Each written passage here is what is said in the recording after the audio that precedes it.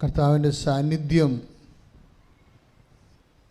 തിരിച്ചറിഞ്ഞ് മഹാ ആദരവോടെയാണ് എന്നേരവും ആരാധനയും സ്തുതിയും പുകഴ്ചയും എന്ന് പറയണത്. പരിശുദ്ധ പരമ ദിവ്യകാരുണ്യത്തിന് പരിശുദ്ധ പരമ ദിവ്യകാരുണ്യത്തിന് പരിശുദ്ധ പരമ ദിവ്യകാരുണ്യത്തിന് ശ്രുതികട്ടെ ഹല്ലേലൂയ. ഉടമ്പടി ദൈവസാന്നിധ്യത്തെ ലളിതമായി അല്ലെങ്കിൽ വേഗത്തിൽ സംലഭ്യമാക്കുന്ന ഒരു കൂദാശ അനുകരണമാണെന്ന് പറയാം. സഭയിലെ സക്രമെൻറ്റ്സ് ഉണ്ടാവും, അതുപോലെ തന്നെ കൂദാശ അനുകരണങ്ങളുണ്ടാകും.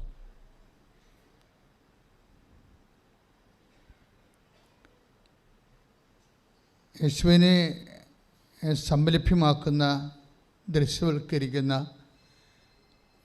എല്ലാ ആചാര അനുഷ്ഠാന രൂപങ്ങളും രണ്ടായിട്ട് തിരിക്കാം. ഒന്ന് കൂദാശ, രണ്ടാമത് അർത്ഥകൂദാശ. കാണപ്പെടാത്ത ദൈവത്തിൻ്റെ വരപ്രസാദം നമുക്ക് ലഭിക്കാൻ ഈശോമിശിഹ സ്ഥാപിച്ച കാണപ്പെടുന്ന അടയാളമാണ് കൂദാശ. നമുക്കറിയാം, അർത്ഥകൂദാശയും ഏതാണ്ട് അത് തന്നെയാണ്. ഉടമ്പടിയിലും സംഭവിക്കുന്നത് അത് തന്നെയാണ്. കാണപ്പെടാത്ത ദൈവത്തിൻ്റെ വരപ്രസാദം എന്ന് പറഞ്ഞാൽ വ്യത്യസ്തങ്ങളായ വരപ്രസാദമാണ്. അതിൻ്റെ അകത്ത് ഫിസിക്കൽ ബ്ലെസ്സിങ്സ് ഉണ്ട്, സ്പിരിച്വൽ ബ്ലെസ്സിങ്സ് ഉണ്ട്. ഇപ്പം യാക്കോബിന് ദൈവം കൊടുത്തത് ഫിസിക്കാലിറ്റി മെയിൻറ്റെയിൻ ചെയ്യാൻ വേണ്ടി. നമ്മുടെ ശരീരം ഈ ഭൂമിയിലായിരിക്കുമ്പോൾ അത് നിലനിർത്തുകയും വളരുകയും സുരക്ഷിതമായി സൂക്ഷിക്കുകയും ചെയ്യാനുള്ള കുറേ സംവിധാനങ്ങൾ വേണം. ഇത് വേണം, ആഹാരം വേണം, അല്ലേ? ആൾക്കാർ ക്ഷീണിക്കണ കണ്ടു കഴിഞ്ഞാൽ നീ എന്നാ ഒന്നും കഴിക്കണില്ലേ എന്ന് ചോദിക്കും, അല്ലേ? അപ്പം ആഹാരം വേണം. പിന്നെന്ത് വേണം? വസ്ത്രം വേണം. കാര്യം പട്ടികൾക്ക് വരെ മനുഷ്യൻ വസ്ത്രം ഇപ്പോൾ തയ്പ്പിച്ച് കൊടുക്കുന്നുണ്ട്, ഇല്ലേ? നമ്മൾ ചില യൂട്യൂബൊക്കെ കാണുമ്പോൾ ചില ആൾക്കാർ അവരുടെ വളർത്തു പട്ടികൾക്ക് വസ്ത്രം തയ്പ്പിച്ചിട്ട് കൊടുക്കും, പൂച്ചകൾക്കൊക്കെ. അപ്പോൾ ഒരു മാന്യതയുടെ പരിവേഷം മൃഗങ്ങൾക്ക് പോലും, അവരുടെ പെറ്റായിട്ടുള്ള മൃഗങ്ങൾക്ക് പോലും ചാർത്തി കൊടുക്കാൻ മനുഷ്യന് ഒരു അഭിവാഞ്ചയുണ്ട്. അപ്പം മാന്യതയുടെ ഒരു പ്രതീകമാണ് വസ്ത്രങ്ങൾ. അത് മനുഷ്യന് അത് അടിസ്ഥാന ആവശ്യമാണ്. പിന്നെ എന്താ? വീട് വേണം, സുരക്ഷിതമായി ജീവിക്കാൻ അടച്ചുറപ്പുള്ള വീട് വേണം. ഇതിനു വേണ്ടിയാണ് നമ്മൾ ജോലിക്ക് വേണ്ടി പ്രാർത്ഥിക്കുന്നത്, അല്ലേ? അത് ബിസിനസ്സായാലും മറ്റു തരത്തിലുള്ള സർവീസ് സെക്ടറായാലും ഈ കാര്യങ്ങൾക്ക് വേണ്ടിയാണ് നമ്മൾ അങ്ങനെയുള്ള ആവശ്യങ്ങളെ അല്ലെങ്കിൽ അവലംബിക്കുന്നത്. നമ്മൾ പഠിക്കുന്നത് അതിനു വേണ്ടിയാണ്. വിദ്യാഭ്യാസം അതോടെ കണക്ട് ചെയ്തിരിക്കുകയാണ്. എന്തിനാണ് പഠിക്കണത്? ജോലി കിട്ടാൻ. ജോലി കിട്ടണത് എന്തിനാ? മാന്യമായിട്ട് ഇവിടെ ജീവിക്കാൻ, അല്ലെങ്കിൽ എല്ലാം ഇൻ്റർകണക്റ്റഡാണ്. അപ്പോൾ നിങ്ങളുടെ എല്ലാ പ്രശ്നങ്ങളെയും മൂന്നായിട്ട് തിരിക്കണം ബൈബിള്. നിങ്ങൾ ഇന്ന് ഉടമ്പടിയിൽ ഉന്നയിക്കുന്ന എല്ലാ വിഷയങ്ങളെയും ബൈബിള് മൂന്നായിട്ട് തിരിക്കുക. അടിസ്ഥാന സൗകര്യങ്ങളും ആത്മീയ ആവശ്യങ്ങളും. ആത്മീയ ആവശ്യമെന്ന് പറയുന്നത് നിത്യത വരെ ദൈവ പൈതലായത് കാരണം നിൻ്റെ ആത്മാവ് ദൈവത്തിൻ്റെ അംശമായി നിന്നിൽ കുടികൊള്ളുന്ന കാരണം ദൈവത്തിൻ്റെ മഹത്വത്തെ ആഗിരണം ചെയ്തുകൊണ്ട് ഉപരിമഹത്വം പ്രാപിച്ച് ദൈവത്തെ അറിഞ്ഞ് സന്തോഷിക്കാനുള്ള നിത്യതയുടെ നിൻ്റെ സാധ്യത കൂടി കണക്കിലെടുത്തുകൊണ്ടാണ് ഉടമ്പടി ദൈവം ക്രമീകരിച്ചിരിക്കുന്നത്. അതുകൊണ്ടാണ് പരിശുദ്ധ കുർബാന ഉടമ്പടിയുടെ അവസാന വാക്കായി മാറുന്നതിൻ്റെ കാരണം. പരിശുദ്ധ കുർബാനയും ഉടമ്പടിയാണ്. ഉടമ്പടി അല്ലാതെ ദൈവം ഒന്നും ചെയ്യത്തില്ല. കാര്യം ഉടമ്പടിയിൽ മാത്രമേ ദൈവവും നമ്മളും തമ്മിൽ പേഴ്സൺ ടു പേഴ്സൺ ഒരു ബൈലാറ്ററൽ എഗ്രിമെൻറ്റിലേക്ക്, ഒരു റിലേഷനിലേക്കും അത് ശാശ്വതമായ ഒരു ബന്ധത്തിലേക്ക് വരത്തുള്ള. പ്രാർത്ഥിക്കുക, കർത്താവ് ദൈവമേ, ഉടമ്പടി എന്ന ദൈവികമായ സുവിശേഷ വെളിപാട് പദ്ധതിയിലൂടെ ഞാനും നീയും തമ്മിലെ അടുത്തു വരികയും ഒരുമിച്ച് ജീവിക്കുകയും ചെയ്യുന്ന ഈ മഹാസംഭവത്തിന്റെ ഭാഗമാകാൻ എന്നെ വിളിച്ചതിന് അതിന്റെ അനുദിന ജീവിതത്തിന്റെ ഭാഗമാക്കിയ മരിയൻ ഉടമ്പടിയെ ഓർത്തോ അങ്ങയെ സ്തുതിക്കുന്നു, അങ്ങയെ നന്ദി പറയുന്നു, അങ്ങയെ ആരാധിക്കുന്നു. യേശുവേ സ്തോത്രം, യേശുവേ നന്ദി, യേശുവേ ആരാധന. സ്തുതിക്കട്ടെ. ഉൽപ്പത്തി പുസ്തകത്തിൻ്റെ 28-ാം അധ്യായം 20 മുതലുള്ള തിരുവചനങ്ങൾ. ഉൽപ്പത്തി പുസ്തകം 28-ാം അധ്യായം 20 മുതലുള്ള തിരുവചനങ്ങളാണ് നമ്മൾ ധ്യാനിച്ചു തുടങ്ങുന്നത്. വായിച്ചോളൂ. അത് കഴിഞ്ഞ് യാക്കോബ് ഒരു പ്രതിജ്ഞ ചെയ്തു. ഉടമ്പടി ചെയ്തു. കേക്കട്ടെ. അത് കഴിഞ്ഞ് യാക്കോബ് ഒരു ഉടമ്പടി ചെയ്തു.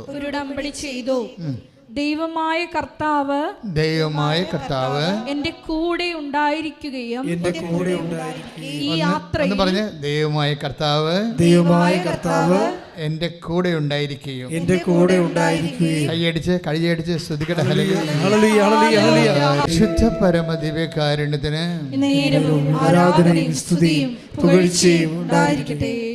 അപ്പോൾ ഉടമ്പടിയുടെ ഒരു അടിസ്ഥാനപരമായ ആത്യന്തികമായ ലക്ഷ്യം എന്താ?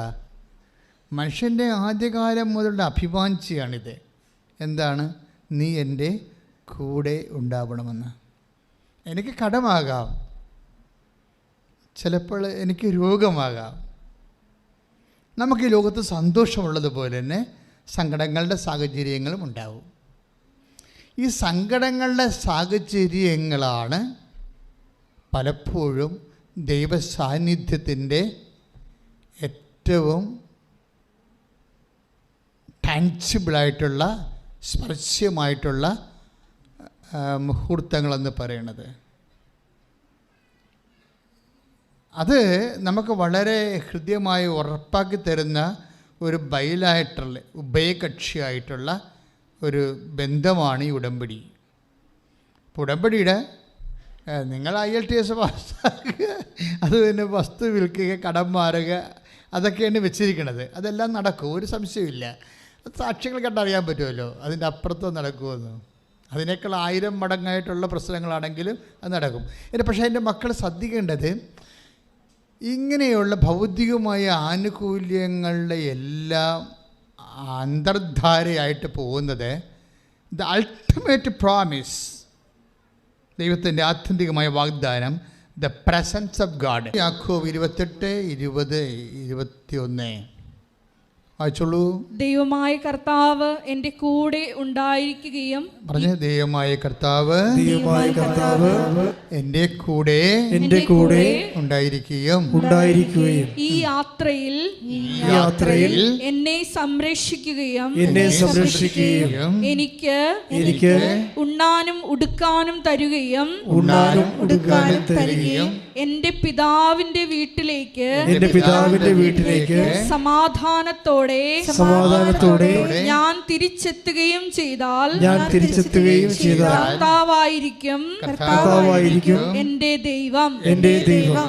Praise the Lord. Praise the Lord. Hallelujah. Hallelujah. യേശുവേ സ്തോത്രം. യേശുവേ സ്തോത്രം. യേശുവേ നന്ദി. യേശുവേ നന്ദി. യേശുവേ ആരാധന. യേശുവേ ആരാധന. Hallelujah. Hallelujah. Praise the Lord. Praise the Lord. അപ്പോഴേ ഉടമ്പടിയുടെ കണ്ടില്ലേ, ഉടമ്പടി കണ്ടന്റ് കണ്ടില്ലേ?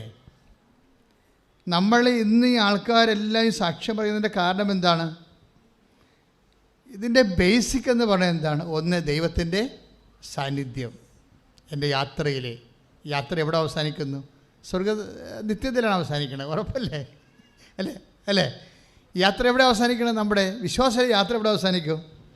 നിത്യത്തിൽ അവസാനിക്കണം. അതുകൊണ്ടാണ് യാക്കോബ് പറയുന്നത്, ഈ യാത്രയിൽ എൻ്റെ കൂടെ ഉണ്ടാകണം, നിത്യത വരെ എൻ്റെ കൂടെ ഉണ്ടാകണം. ഒന്ന് കൈയടിച്ച് കർത്താവിന് നന്ദി പറഞ്ഞേ.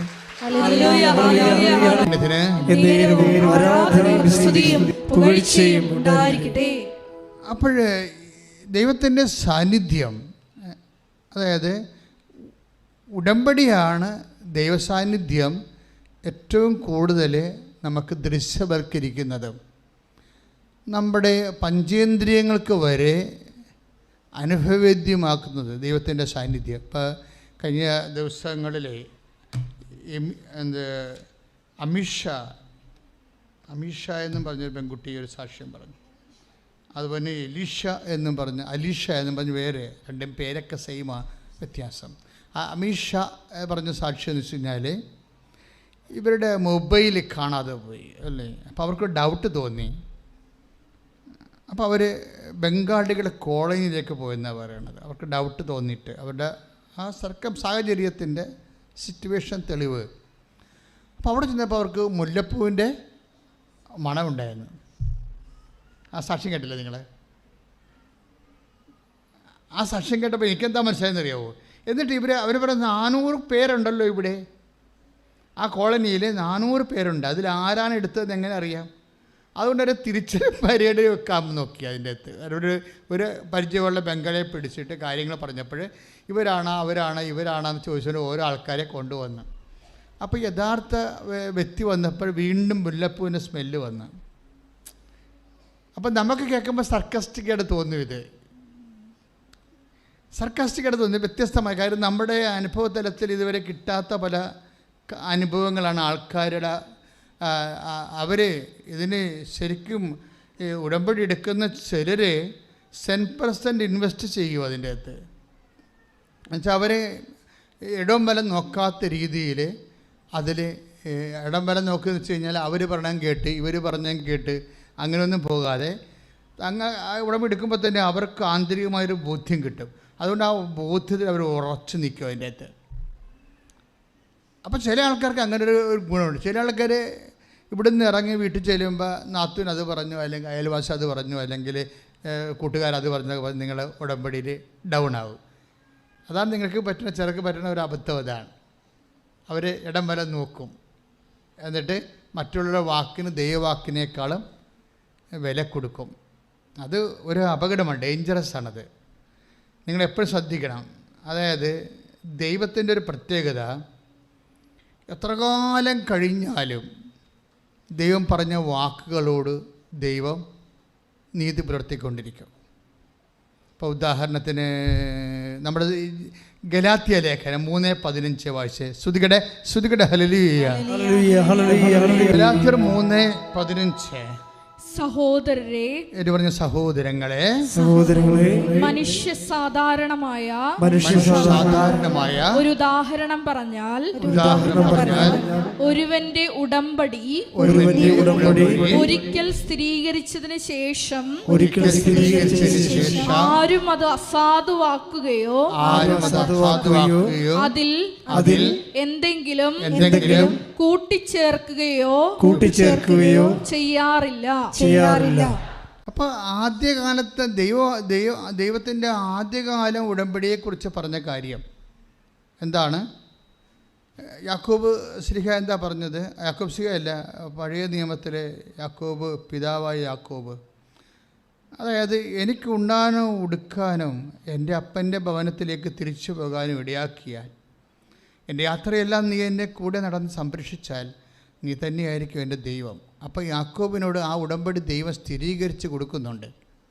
അതുകൊണ്ട് തന്നെ ഇത് 1000 വർഷം കഴിഞ്ഞാലും ഉടമ്പടിയുടെ ഭാഗമായിട്ട് അത് റദ്ദ് ചെയ്യുകയോ കൂട്ടിച്ചേർക്കുകയില്ല. ആ ഉടമ്പടി അതേ രീതി തന്നെ ഇപ്പോഴും നിലനിൽക്കുകയാണ്. കാരണം ദൈവത്തിന് മാറ്റമില്ലാത്തതുപോലെ. നിയമാവർത്തനം 7:9 അതിനാൽ നിങ്ങൾ അറിഞ്ഞുകൊള്ളുക. പറഞ്ഞു, അതിനാൽ നിങ്ങൾ അറിഞ്ഞുകൊള്ളുക. അതിനാൽ നിങ്ങൾ അറിഞ്ഞുകൊള്ളുക. നിങ്ങളുടെ ദൈവമായ കർത്താവാണ് ദൈവം. നിങ്ങളുടെ ദൈവമായ കർത്താവാണ് ദൈവം. തന്നെ സ്നേഹിക്കുകയും തന്റെ കൽപ്പന പാലിക്കുകയും ചെയ്യുന്നവനോട് 1000 തലമുറകൾ വരെ ഉടമ്പടി പാലിക്കുകയും അചഞ്ചലമായ സ്നേഹം പ്രകടിപ്പിക്കുകയും ചെയ്യുന്ന വിശ്വസ്തനായ ദൈവം. Price the Lord. അപ്പോഴേ ദൈവം തൻ്റെ വാഗ്ദാനങ്ങളോട് നിയമാർത്ഥം 7:9 എന്താ പറയണത്? വിശ്വസ്തനായിരിക്കും. അപ്പോൾ ദൈവവചനത്തോട് ദൈവം വിശ്വസ്തനായിരിക്കും. പിടിയിട്ടില്ലേ? ദൈവവചനത്തോട് ഉടമ്പടി എടുത്ത എല്ലാവരും അറിയണം ഇത്. ദൈവം തൻ്റെ വചനത്തോട് വിശ്വസ്തനായിരിക്കും. അപ്പോൾ നമ്മളുടെ ഭാഗത്ത് നിന്ന് എന്താ വേണ്ടത്? അതേ വിശ്വസ്തതയാണ് വേണ്ടത്. പക്ഷെ നമ്മൾക്ക് എവിടെയാണ് സംഭവിച്ചിരിക്കുന്നത്? നമ്മൾ ഉടമ്പടി എടുത്ത് മൂവ് ചെയ്ത് കഴിയുമ്പോൾ 2 ദിവസം കഴിയുമ്പോൾ നമ്മളെ എന്തെങ്കിലുമൊക്കെ ഇൻസിഡൻറ്റ് വന്ന് ചെറിയ രോഗമോ അല്ലെങ്കിൽ മുമ്പത്തെ കാര്യങ്ങളോ വഷളായി പോവുകയൊക്കെ ചെയ്യുമ്പോൾ സ്വാഭാവികമായിട്ടും നമ്മുടെ വിശ്വസ്തത പോയിട്ട് നമ്മൾക്ക് ഇങ്ങനെ ഒരു വല്ലാത്ത ഭയവും അതുപോലെ തന്നെ അതനുസരിച്ചിട്ട് പ്രാർത്ഥനയിൽ മാന്യവും അതനുസരിച്ച് പരസ്നേഹ പ്രവൃത്തികളിലൊക്കെ ഈടറവൊക്കെ സംഭവിച്ചിട്ട് നമ്മൾ പതുക്കെ തെന്നി മാറും വിശ്വസ്തതയിൽ നിന്ന്. അപ്പം നമ്മൾ വിശ്വസ്തതയും തെന്നി മാറിയാലും ഓർക്കേണ്ട ഇതാണ് 1 തിമോത്തി 2:13 എന്താണ്? കർത്താവ് നമ്മൾ അവിശ്വസ്തരായിരുന്നാലും കർത്താവ് take the word of God. സ്തുതിക്കട്ടെ ഹല്ലേലൂയ. 2 തിമോത്തി 2:13 നാം അവിശ്വസ്തരായിരുന്നാലും അവൻ വിശ്വസ്തനായിരിക്കും. എന്ന് പറഞ്ഞ നാം അവിശ്വസ്തരായിരുന്നാലും അവൻ വിശ്വസ്തനായിരിക്കും. അതെന്ത് സംഭവിച്ചു കഴിഞ്ഞാൽ ഈ ദിവസങ്ങളിലൊരു സാക്ഷ്യമുണ്ട്, നല്ലൊരു സാക്ഷ്യമാണ്. ബേബി കുര്യൻ കാസർഗോഡ്. അപ്പോൾ അദ്ദേഹം ഉടമ്പടി എടുത്തത്, അദ്ദേഹം വൈഫും കൂടി വന്ന ഉടമ്പടി എടുത്തത്.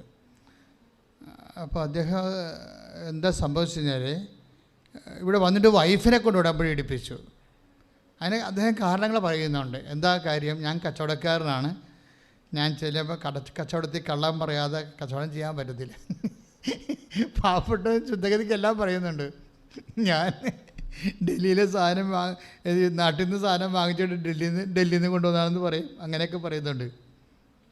അപ്പോൾ എന്നോട് എഡിറ്റർ ചോദിച്ച് അതൊക്കെ കട്ട് ചെയ്ത് കളയണ്ടേ? ഞാൻ പറഞ്ഞു അയാൾ പറഞ്ഞതല്ലേ, കിടക്കട്ടെ. കാര്യം ആൾക്കാരറിയണ്ടേ? കാര്യം അദ്ദേഹം പറഞ്ഞ സംഭവമല്ലേ. അപ്പോൾ എന്ത് സംഭവിച്ചു കഴിഞ്ഞാൽ അപ്പോൾ അദ്ദേഹം പറഞ്ഞു, അതുകൊണ്ട് എൻ്റെ കുറച്ച് കള്ളത്തരമൊക്കെ ഉള്ള കാരണം ഞാൻ ഉടമ്പടി ചെയ്യുന്നില്ല, അതുകൊണ്ട് വൈഫ് എടുക്കട്ടെന്ന് പറഞ്ഞു. അപ്പോൾ അദ്ദേഹത്തിൻ്റെ പ്രശ്നം എന്താ? അതിൻ്റെ പ്രശ്നം അദ്ദേഹത്തിന് 1 കോടി 15 ലക്ഷം രൂപ കടമുണ്ട്. കടം മര്യാദക്ക് കച്ചവടം ചെയ്ത് അവിടെ നല്ലവണ്ണം വേര് പിടിച്ച വന്ന ആളാണ്. അവിടെ കാസർഗോഡ് ടൗണിൽ തന്നെ അദ്ദേഹത്തിൻ്റെ ഹാർഡ്വെയർ സ്റ്റോർ ഉള്ളതാണ്. നിങ്ങൾ കാസർഗോഡുകാർ ഇവിടെ ഉണ്ടെങ്കിൽ അറിയാൻ പറ്റും ആളോ. അപ്പോൾ അതിന് സാക്ഷ്യപ്പെട്ടിട്ടുണ്ട്. അതെന്താ പ്രോബ്ലം വെച്ച് കഴിഞ്ഞാൽ അദ്ദേഹം പറഞ്ഞത്, ആ ഹാർഡ്വെയർ കട നടത്തുന്നതിൻ്റെ ആ ഒരു പ്രമിസിൽ ഒരു ഇരട്ട കൊലപാതകം നടന്ന്, അത് ഭയങ്കര കേരളത്തിലൊക്കെ ചർച്ച ചെയ്ത കൊലപാതകമാണ്. ഒരു ദിവസം 2 പേരെ കൊന്നു. അപ്പോൾ അതിപ്പോൾ പോലീസിനെ സംബന്ധിച്ചിടത്തോളം വേറെ അങ്ങനെ എന്തെങ്കിലും സംഭവിച്ചു കഴിഞ്ഞാൽ ആൾക്കാരെന്താ ചെയ്യണത്? ആൾക്കാർ അപ്പം തന്നെ ഒരുമാതിരിപ്പെട്ട ആൾക്കാരൊക്കെ രാജ്യം വിട്ട് പോകും. കാര്യം പിടിച്ചാൽ എല്ലാത്തിനും പിടിച്ചാൽ ജയിലിലിടില്ല. യഥാർത്ഥ പ്രതിയെ കിട്ടുന്നവരെ കാണുന്നവരെ പിടിച്ച് അവർ ജയിലിൽ നിറച്ചുകൊണ്ടിരിക്കും. എന്നിട്ടല്ലേ അവരെ തെളിവ് നോക്കി എടുക്കണത്. അപ്പോൾ ഇങ്ങനെ പിടിച്ചുകൊണ്ട് പോയി. അങ്ങനെ അതിനോട് ഒരു ബന്ധമില്ല, പക്ഷെ അങ്ങനെ പിടിച്ചുകൊണ്ട് പോയി ജയിലിലിട്ട്. അപ്പോൾ ഒരു മനുഷ്യന് തകർച്ച തന്നെ വരവ് കണ്ടില്ലേ? എനിക്ക് തോന്നുന്നത് എന്താ മക്കളെ, ഈ ഉടമ്പടിയിലായിരിക്കുമ്പോൾ നമുക്ക് കിട്ടുന്ന ഒരു പ്രത്യേകത വെച്ച് കഴിഞ്ഞാൽ പ്രൊട്ടക്ഷൻ ഒരു ഭയങ്കര സംഭവമാണ്. അതായത് യാക്കോബ് പറയുന്ന ആ വാക്കൊന്ന് വായിച്ചോ മോനെ. 28:20 ദൈവമായ കർത്താവ് എൻ്റെ കൂടെ ഉണ്ടായിരിക്കുകയും ഒന്ന് പറഞ്ഞ ദൈവമായ കർത്താവ് എന്റെ കൂടെ ഉണ്ടായിരിക്കുകയും എന്റെ കൂടെ ഉണ്ടായിരിക്കുകയും ഈ യാത്രയിൽ എന്നെ സംരക്ഷിക്കുകയും ഈ യാത്രയിൽ എന്നെ സംരക്ഷിക്കുകയും എനിക്ക് ഉണ്ണാനും ഉടുക്കാനും തരുകയും എനിക്ക് ഉണ്ണുവാനും ഉടുക്കാനും തരുകയും എന്റെ പിതാവിന്റെ വീട്ടിലേക്ക് എന്റെ പിതാവിന്റെ വീട്ടിലേക്ക് സമാധാനത്തോടെ ഞാൻ തിരിച്ചെത്തുകയും ചെയ്താൽ സമാധാനത്തോടെ തിരിച്ചെത്തുകയും ചെയ്താൽ കർത്താവായിരിക്കും എന്റെ ദൈവം. കർത്താവായിരിക്കും എന്റെ ദൈവം. അപ്പോൾ യാത്രയിൽ കൂടെ ഉണ്ടായാൽ മാത്രം പോരാ, പിന്നെ എന്ത് ചെയ്യണം? സംരക്ഷിക്കണം. ദ പ്രസൻസ് ഓഫ് ഗോഡ് പ്രൊട്ടക്ഷനാണ് നമുക്ക് നൽകണത്. ഉടമ്പടിയുടെ മഹാവാഗ്ദാനങ്ങളിൽ ഒന്നാണ് ദ പ്രസൻസ് ഓഫ് ഗോഡ്. നിങ്ങൾ എപ്പോഴും ചെയ്യണത് വീട്, ജോലി, വിവാഹം, PR, പ്രൊമോഷൻ എന്നൊക്കെ പറഞ്ഞുകൊണ്ട് ഇതിനങ്ങോട്ട് ന്യൂനീകരിച്ച് കളയും. അപ്പോൾ യഥാർത്ഥ മത്സ്യം ചാടിപ്പോവും. മനസ്സിലായില്ലേ? ചെറുമീനെ പിടിക്കാൻ നേരത്ത് വലിയ മീൻ ചാടിപ്പോവും. അതാണ് പല ആൾക്കാർക്ക് സംഭവിച്ചിരിക്കുന്നത് ഉടമ്പടിയിൽ. അപ്പോൾ എൻ്റെ സഹോദരങ്ങൾ വലിയ മീനെ തന്നെ ആദ്യം ടാർഗറ്റ് ചെയ്യണം. ഉടമ്പടിയിൽ വലിയ മീൻ എന്താണ്? The presence of God. സാന്നിധ്യവും സംരക്ഷണവും. ഇപ്പോൾ ഈ ചേട്ടായിക്ക് എന്നാ സംഭവിച്ചത്? ബേബി കുര്യൻ എന്താ സംഭവിച്ചത്? സംരക്ഷണം പോയി ഇല്ലേ? കണ്ടവൻ്റെ അതുകൊണ്ട് വേറെ കൊലപാതകത്തിന് ഈ മനുഷ്യൻ ജയിലിൽ പോയി. അതൊരു സംരക്ഷണം പോയെന്നർത്ഥം. അപ്പോൾ സംരക്ഷണം ഒരു ഭയങ്കര സീരിയസ് വിഷയമാണ്. നിങ്ങൾ ദൈവത്തോട് പ്രാർത്ഥിക്കുന്നത് യാക്കോബിൻ്റെ പ്രാർത്ഥന തന്നെയാണ് മെച്ചം. എന്നെ സംരക്ഷിക്കണമെന്ന് പറഞ്ഞില്ലേ? ഞാൻ ഒറ്റയാണ്, എന്നെ സംരക്ഷിക്കണം ഈ യാത്രയിൽ. ഒന്ന് പറഞ്ഞേ, എന്നെ സംരക്ഷിക്കണമേ, എന്നെ സംരക്ഷിക്കണമേ, എൻ്റെ ഉടമ്പടിയുടെ ദൈവമേ, എൻ്റെ ഉടമ്പടിയുടെ ദൈവമേ, എൻ്റെ അമ്മയായ പരിശുദ്ധ മറിയത്തിൻ്റെ മാധ്യസ്ഥത്തിലെ ഞാൻ പ്രാർത്ഥിക്കുന്നു. എൻ്റെയും എൻ്റെ ജീവിത സാഹചര്യങ്ങളെയും എൻ്റെ കുഞ്ഞുങ്ങളെയും എൻ്റെ കൂടപ്പിറപ്പുകളെയും സംരക്ഷിക്കണമേ ദൈവമേ. ശ്രുതികട്ടെ, ഹല്ലേലൂയ. പരമദിവ്യകാരുണ്യത്തിന്. അപ്പോൾ ഈ സംരക്ഷണം നഷ്ടപ്പെട്ടു എന്നുള്ളതാണ് വേറെ വഴിയെ പോയ കൊലപാതകത്തിന് അദ്ദേഹം പ്രതിയാവുകയും ജയിലിൽ പോവുകയും ചെയ്യുന്നതിൻ്റെ ഒരു കാരണം. ഇത് നമ്മൾ വല്ലതും ചെയ്ത കാര്യമാണ്. വല്ലവരും ചെയ്ത കാര്യത്തിന് നമ്മൾ പ്രതികളായി ജയിലിൽ പോകുമ്പോൾ that means we lost our protection. എന്തുകൊണ്ടാണ് ഇങ്ങനെ പ്രൊട്ടക്ഷൻ പോകുന്നത്? എപ്പോഴും പ്രൊട്ടക്ഷൻ പോകുന്നത്, സംരക്ഷണം എന്തുകൊണ്ടാണ് പോകുന്നത്? സംരക്ഷണം പോകുന്നതിൻ്റെ കാരണം, അതായത് ദൈവം സംരക്ഷിക്കുന്നതായിട്ട് അറിഞ്ഞില്ല. ഇപ്പം സംരക്ഷിച്ചാൽ ചിലരെ സംരക്ഷിക്കും, പക്ഷേ they live as if they know they don't have the presence. അതായത് അവർക്ക് സംരക്ഷണമുണ്ട്, പക്ഷെ അവർക്ക് ഇങ്ങനെ ദൈവം സംരക്ഷിക്കുന്നുണ്ടോ എന്ന് അറിയത്തില്ല. അങ്ങനെ വെച്ച കുറച്ച് ആൾക്കാരുണ്ട്. അവർക്ക് സംരക്ഷണമുണ്ട്, പക്ഷെ ദൈവമാണ് അവരെ സംരക്ഷിക്കണമെന്ന് അവർക്ക് അറിയത്തില്ല. അവർ പറയും പാർട്ടിക്കാരാണ് ഞങ്ങളെ സംരക്ഷിക്കണമെന്ന് പറയും. അത് ഞങ്ങളുടെ കയ്യിലുള്ള ഗുണ്ടായുസമാണ് ഞങ്ങളെ സംരക്ഷിക്കുന്നത്. ചിലരും ഞങ്ങളുടെ കയ്യിലുള്ള FDയും ഞങ്ങളുടെ സ്വർണവും പറമ്പും പാർട്ടിയും പൊന്നും ഒക്കെ സംരക്ഷിക്കണം. നോൺസെൻസ്. ഒരിക്കലും അങ്ങനെ ദൈവത്തെ തള്ളിപ്പറയരുത്. അപ്പോഴും സംരക്ഷണം പോകും. അപ്പോൾ അദ്ദേഹം ബേബി കുര്യൻ പ്രതി അല്ലെന്ന് പോലീസ് തിരിച്ചറിഞ്ഞപ്പോൾ അദ്ദേഹത്തിന് ജയിലിൽ നിന്ന് വിട്ടു. പക്ഷേ എന്താ പ്രോബ്ലം വെച്ച് കഴിഞ്ഞാൽ, തൽക്കാലം അവരിൽ നിന്ന് രക്ഷപ്പെട്ടെങ്കിലും പിന്നീട് അവിടെ ഈ 144 കാര്യങ്ങളൊക്കെ പോലീസ് രാജായിപ്പോയില്ലേ. അപ്പോഴേ കസ്റ്റമേഴ്സൊന്നും വരണില്ല. കച്ചവടം അയാൾക്ക് മാത്രമല്ല, പല ആൾക്കാർക്കും കച്ചവടം പോയി. അയാൾക്ക് മാത്രമല്ല, പല ആൾക്കാർക്കും കച്ചവടം പോയി. ഈ മണി ഫ്ലോയിൽ കൊടുത്തും കൊണ്ടും മേടിച്ചുമൊക്കെ നിൽക്കുമ്പോൾ പെട്ടെന്നൊരു ബ്ലോക്ക് വന്നു കഴിഞ്ഞാൽ പലിശ അറിയാതെ കൊടുക്കും. അതിലെ കോവിഡിന് നമുക്ക് വന്ന അബദ്ധങ്ങൾ. അതില്ലേ, കോവിഡിന് പല ആൾക്കാർക്കും വിഷമം വന്നതിൻ്റെ കാരണം എന്താ? ലോൺ എടുത്ത് ചെയ്യുന്ന ലോണിലല്ലേ നമ്മൾ എല്ലാവരും നിൽക്കണത്. ഇപ്പോൾ ലോൺ എടുത്ത് ചെയ്യുന്നവർ നമുക്ക് വരുമാനമില്ല, പലിശ കൂടുന്നു. പലിശ കൂടിയിട്ട് എന്ത് ചെയ്ത്? ഗവൺമെൻറ് സപ്പോർട്ട് ചെയ്തോ? ഗവൺമെൻറ്, സെൻട്രൽ ഗവൺമെൻറ്റോ സ്റ്റേറ്റ് ഗവൺമെൻറ് അവർ എന്ത് സപ്പോർട്ട് ചെയ്യും? അവരെ ലോക്സഭയിൽ തീരുമാനം എടുത്തിരിക്കണത് എന്താ? സപ്പോർട്ട് ചെയ്യേണ്ടെന്നാണ്. അതിൽ ജപ്തി പടപടാന്ന് ജപ്തി വരുന്നത്. കോവിഡ് കാലത്ത് ഗവൺമെൻറ് നമ്മളെന്ത് 8 ലക്ഷം കോടി രൂപ ഗവൺമെൻറ് കയ്യിലുണ്ടെന്ന് പറഞ്ഞ് ഒരു 4 ലക്ഷം കോടി കൊടുത്തിരുന്നെങ്കിൽ കടമില്ലാതെ മനുഷ്യൻ ജീവിച്ചു പോകത്തില്ലേ? ഇപ്പം എല്ലാവരും കിഡ്നി വരെ പണയം വെക്കുന്ന അവസ്ഥ വന്നില്ലേ? അപ്പം ബാങ്കുകാർ പറഞ്ഞ് ഞങ്ങൾക്ക് പറ്റത്തില്ലെന്ന് പറഞ്ഞ്. ഞങ്ങളെങ്ങാനും ഈ കടം എഴുതി തള്ളിയാൽ അതൊരു കീഴ്വഴക്കം തെറ്റാകും. പിന്നീട് ആൾക്കാർ കടമെടുത്താൽ ഗവൺമെൻറ് അടക്കുമെന്ന് പറഞ്ഞുകൊണ്ടിരിക്കുമ്പോൾ ബാങ്ക് സിസ്റ്റം തന്നെ തകരും. അതുകൊണ്ട് we will not for that എന്ന് പറയും. അത് ബാങ്കുകാർ അത് പറയത്തുള്ളൂ, പറയും അവർ. കാരണം അത് സാമ്പത്തിക സ്ഥാപനമല്ലേ. അപ്പോൾ ജനാധിപത്യ സർക്കാരാണ് ഈ വിഷയത്തിൽ എന്തെങ്കിലും തീരുമാനം എടുക്കേണ്ടത്. പക്ഷേ പ്രാക്ടിക്കലി സർക്കാരും അവരെ സെക്യൂരിറ്റി എമൗണ്ടാക്കി കിട്ടിയിരിക്കുന്ന കാശ് മാറ്റിയിട്ട് ജനങ്ങളിങ്ങനെ പട്ടിണിയായിട്ട് ഇങ്ങനെ സങ്കടപ്പെട്ട് വിഷമിച്ചടക്കുകയാണ്. സത്യം പറയട്ടെ, നമുക്ക് ദൈവം മാത്രമേ ഉള്ളൂ. ഇപ്പോൾ ഈ ബേബി കുര്യൻ വൈഫിനെ കൊണ്ടാണല്ലോ ഉടമ്പടി എടുപ്പിച്ചിരിക്കുന്നത്, ഇല്ലേ? വൈഫ് അത് വൃത്തിയായിട്ട് ചെയ്യുന്നുണ്ട്. പക്ഷെ കർത്താവിന് മുതലാവണില്ല. അതാണൊരു പ്രശ്നം. കാര്യം ബേബി കുര്യൻ ഇവിടെ വന്നാണല്ലോ, അല്ലേ? എന്തിനാണ് വൈഫിനെ കൊണ്ട് എടുപ്പിച്ചത്? തനിക്ക് ഇനി എങ്ങാനും വിശുദ്ധീകരിച്ച് പോയാൽ പഴയ കള്ളത്തടങ്ങളൊക്കെ പറഞ്ഞ അങ്ങനെ വരുമ്പോൾ ബിസിനസ്സിൻ്റെ അകത്ത് കോട്ടം വരുമെന്ന് വിചാരിച്ചുകൊണ്ട് ഇയാൾ ദൈവത്തിനെ അതായത് പതുക്കെ അങ്ങോട്ട് സൈഡാക്കുകയാണ്. ശരിക്കും നിങ്ങളത് ചിന്തിക്കണം കേട്ടോ. മനുഷ്യൻ്റെ ഏറ്റവും വലിയ തെറ്റ് ദൈവത്തിനെ സൈഡാക്കുന്നതാണ്. ദൈവത്തിനെ സൈഡാക്കാൻ സാധ്യതയുണ്ടെന്ന് ആദ്യം തിരിച്ചറിഞ്ഞ ദൈവം തന്നെയാണ്. അതുകൊണ്ടാണ് ആദ്യത്തെ കൽപ്പനയിൽ ഇങ്ങനെ പറയണത്, നിൻ്റെ കർത്താവ് ദൈവം ഞാനാകരുത്, എന്നെ സൈഡാക്കരുതെന്ന്. അല്ലേ? കറക്റ്റല്ലേ? നമുക്ക് മനസ്സിലാകുന്ന ഭാഷ ലളിതമായിട്ട് പറഞ്ഞതേ ഉള്ളൂ. പക്ഷേ അതൊരു ഗ്രീവിയസ് ഒഫൻസാണ്. അത് നമ്മൾ ചിന്തിക്കണം. ഇപ്പം ബേബി കുര്യൻ എന്താ ചെയ്തത്? ഞാനൊരു ബിസിനസ് മാനായത് കാരണം എനിക്ക് ഇങ്ങനെ കർത്താവിൻ്റെ വചനമൊക്കെ അനുസരിച്ച് മുന്നോട്ട് പോകാൻ പറ്റത്തില്ല, അതുകൊണ്ട് സൈഡാക്കുകയാണ്. പക്ഷേ എന്നാ പറ്റണത്? ഉടമ്പടി വർക്കൗട്ട് ചെയ്തില്ല. ഉടമ്പടി പുതുക്കിയതിന് ശേഷവും അയാൾക്ക് ശരിക്കും പറഞ്ഞാൽ ഒരു പറമ്പുണ്ടേ. വിറ്റ് കഴിഞ്ഞാൽ തീർച്ചയായിട്ടും കടം തീർക്കാം. പക്ഷേ ആരും വാങ്ങിക്കണില്ല പറമ്പ്. 10 പേര് വന്ന് നോക്കിയെന്നാണ് പറയുന്നത് ഉടമ്പടിക്കാലത്തെ. 10 പേര് വന്ന് ഉടമ്പടിക്കാലത്ത് പറമ്പ് കണ്ടുപോയി, അതിന് വിലയും പറഞ്ഞു പോയി. പക്ഷേ ആരും അഡ്വാൻസ് തന്നില്ല.